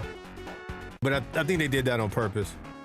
So your Switch doesn't blow up when you're in there. It's processing all that crap. Nintendo appeals to casual audience too. Yeah, that's true. That makes sense. I feel like I had less frame. Oh yeah, I read that part already. Sorry. I'm so used to being behind in chat. I'm like, oh, wait a minute. I'm not sitting here playing the game. So I'm like actually able to talk. Good conversation. Dude, W conversation tonight, by the way. This has been so cool. It's like I had a podcast with all you guys. This is a super cool conversation. Very educational. You know, Zero came in here and was getting some cool games. You know, Zero and Moki. And, you know, even the guys that rated me earlier. God damn, Splatoon 2 takes a while to load up. Honestly, all these Splatoon games take a while. I'm hoping that these games load up faster. Also, I gotta go through the damn news. I'm actually not even looking at this from my TV. I'm looking at it from my OBS thing. I'm gonna end soon though, because I'm at 3 hours and my throat hurts. And I need to get something to drink. But I'm gonna go ahead and eat dinner when I do that. So I'm just gonna end, but I'm just gonna check something real quick before I do all that. They show how much faster Breath of the Wild loads on Switch 2. It's crazy. Yeah, dude, like, it was like seconds, bro. Like they actually showed a side-by-side comparison. That shit was crazy. Well, I can't really show an example on, well, if I go to the test, I guess I could. Cause I'm like, you can't just go to a lobby. That was such a big change. No news skipping and 2 was a pain. It really was, man. Like, it's only like a couple seconds, but when they had a lot to talk about, that shit was annoying. Wait a minute. This might be 60 right here.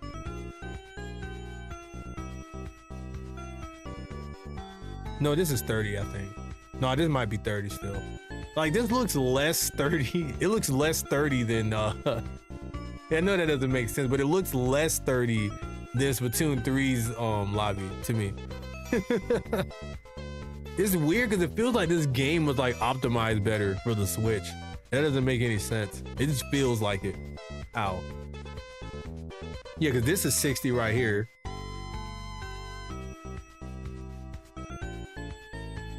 Yeah, this is 100% 60. Damn, do you see how smooth this looks? Okay, low key, this looks smoother than 3. Am I tripping? This looks actually way smoother than 3's fucking room does. 3 might be at 50. Shit. Cause this looks really, really smooth. Now, granted, you know, maybe it's less to load. Dude, I'm trying to squid dodge, and I forgot you can't do that on Splatoon 2.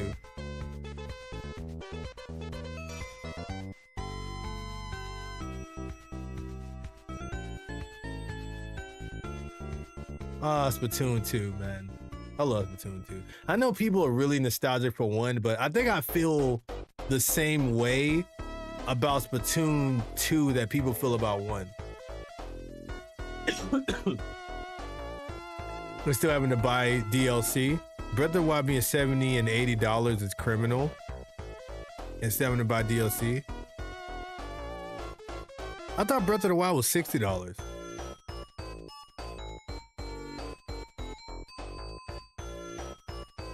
Oh, is it because of the re-release they're doing? The upgraded version of it, I guess? Oh, Switch 2. Oh, yeah. Yeah. Hello, thinking of getting the Switch for Splatoon 3. But after seeing Switch 2 price, I think of getting, I'm thinking of getting the Switch 1 OLED. What is your opinion on Switch 1? Is the Switch 1 still worth it? Yes. I know I'm not locked, but if it's just for Splatoon 3, might as well get OLED. If you want the new games, the Switch 2 might be a better purchase. Yeah, so if you want to future-proof, I think that getting, if you want to future-proof, I think that getting a Switch 2 would be a better purchase, because eventually the new Splatoon's gonna be on a Switch 2, and like me, you said the other one's gonna be on there. Plus, the game could potentially run even better on that. But if you're getting it just to play Splatoon, and you're just like, you're not even sure you want to really dive into Nintendo shit, just get an OLED, man. I'd say to get an OLED, and later down the line, it's like the Switch 2 ain't even out yet. They're still gonna make games for Switch 1 that's probably gonna be on both or something. Because majority of their audience is gonna still be on the Switch. So just get a Switch. Will you get a Switch too? Absolutely, 100%. Yeah, once the pre-orders are out next week, I'm gonna go ahead and pre-order that shit. I'm on that. I've had the Switch. I've had the Switch since 2017. It's been 8 years. So I'm ready for something new now.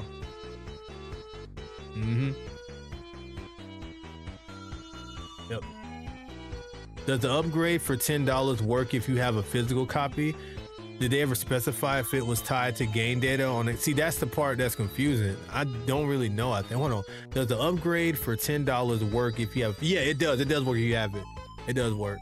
I think you can get it from like online or something. I think you can go to like the store and get it, I think, and it's like $10 if you have the physical game as well, if I remember correctly. Seeing all those unbought weapons and lots got maxed out gold. That is funny. Okay, I was a different person in Splatoon 2. I was a whole different person in Splatoon 2, man. I didn't use anything except for fucking Dapple Doolies and the bucket. That's all I used. Now in 3, obviously I use a hell of a lot more weapons, but yeah, I was a different person in Splatoon 2.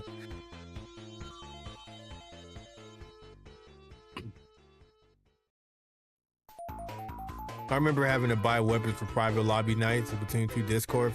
Wow, I should have did that more, but eh. What do you think of Splatoon 3? Is it a good time? Is it a good time to start playing it? Is there enough content? Yes. I think so. I think it's still a good time to play it. They haven't stopped supporting the game yet. You have the entire one-player mode campaign when you play it, plus the DLC that came out, which offers it offers a roguelike content. It offers roguelike content, which can, you know, that can be like infinite gameplay right there. They have Salmon Run, which is a co-op like zombie mode. Hydrate. I do need to hydrate really bad. Screw it. I'm at the end anyway though. I'll hydrate in a second. But I will posture. What's up, Pastries? I'm at the end in a few.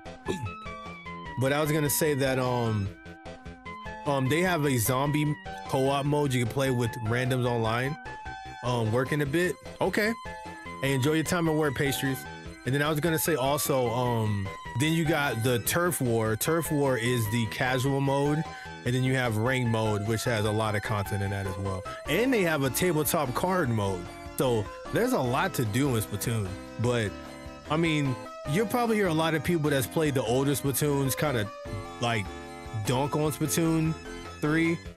Because it's not, you know, because the other old ones had, you know, were better in certain ways. But if you're just getting into Splatoon and you're buying Splatoon 3, you have a crap load of content. Like just looking at it from that angle.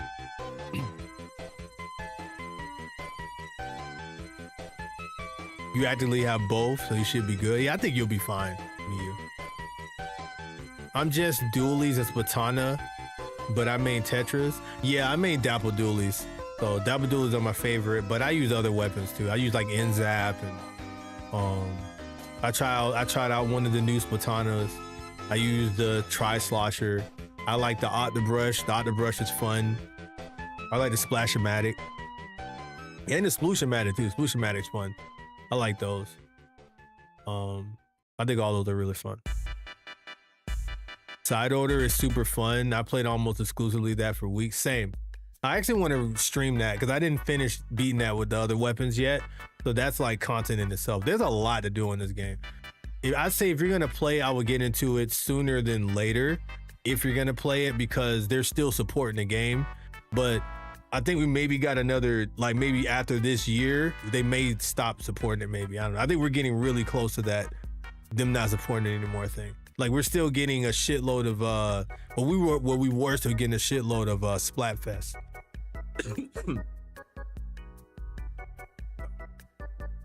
I used to use Kensa Splatter Shot in 2 for the suction bomb. Since I swapped to Splat Bomb in 3, but after that, I just use Tentec now. Oh, okay. I'm probably about to go ahead and head out here soon. Damn, it's 11. Yeah, I'm about to go. I'm about to go. I need to eat, and I need to take a shower. and a lot of other things. So I appreciate you guys tuning in. If you enjoyed the content, be sure to hit your boy with a follow or subscribe over on YouTube. Hit the notification bell on the YouTube side so you get notified. And be sure to join the Discord, man. You shower at night. I do, because I don't like going to bed dirty. It doesn't feel right laying down in my bed and I'm just full of dirt and grime from the day. That's disgusting to me.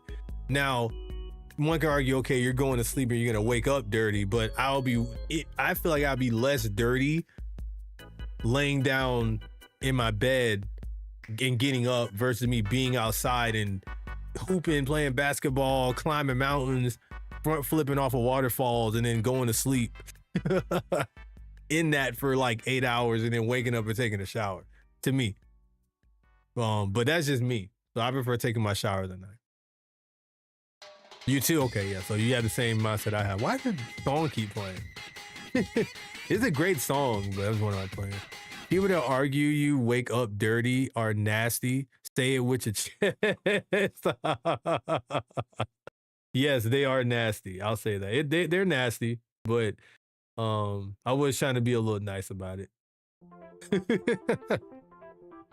Because I haven't heard anyone give me a compelling argument against that yet. Like, nobody's ever just been like, well, I think it's better to shower in the morning because of this and that. Most of the time they'll just say, well, you're gonna wake up dirty, but it's like, not, I'm gonna wake up maybe sweaty, but like I'm sleeping in, like I'm clean when I get into the bed, so I'm not gonna be that dirty. I think it has a lot to do with how you grew up too. I've always taken morning showers, so I just kept at it. That's fair. But also never had to share a bed with a sibling. That's also fair. I just showered as a matter of fact. See? Yeah. I mean, and sometimes I shower in the morning or afternoon. Like when I'm for some reason, I don't know why, when I visit home with my parents, I shower in the morning. But when I'm home, like now, I always shower at night. Like most times I shower, it's like a ritual. I shower before I stream, actually. I feel weird. Like tonight I didn't shower yet. I'm gonna shower after I get off the stream, but I feel weird when I shower, when I don't shower and I stream. I feel like I'm dirty, just sitting here in filth, talking to y'all. So you do that too? Yeah. See, you like to feel clean, man. Like you get in front of people and talking. Like I want to feel clean. It's like I'm going out to see people. To me, sweaty feels dirty. I like feeling fresh for the day. That's fair. And I think in most cases when I'm visiting home, I shower during the day because I like to shower before I go out. Like if I know I'm about to go out to a gathering with friends, I shower like before I do that, so I can be fresh. But some people may say that doesn't make sense because you're about to go outside anyway. You have to shower later too. I'll just take 2 showers. Fuck it. So, but I know before I go out, I like to freshen up, and I like to freshen up and be kind of clean, smell good, all that. Really into hygiene. So if you're sweating in the morning, you could take a bird bath. You can take a bird bath. I've had to do that too. All right, you guys, man, much love. Y'all be sure to join the Discord if you haven't already. It's in the description on YouTube. Or you can type an ! Discord in the chat. You can join the Discord to get notified, and you can join in on some of our conversations. Yeah, Jay, you came at it in the stream, or to join in on the conversations. But I'm gonna peace out because my throat's dry and I'm hungry. So y'all take it easy. Thank you so much for the conversation tonight. This was such a cool stream. One of the best streams I've had in a while, actually. I've really enjoyed tonight. So thank you guys for the great conversations. I might stream tomorrow, depending on how I feel. I might stream tomorrow too. So if not, maybe Sunday. But y'all take it easy. Much love. Peace out.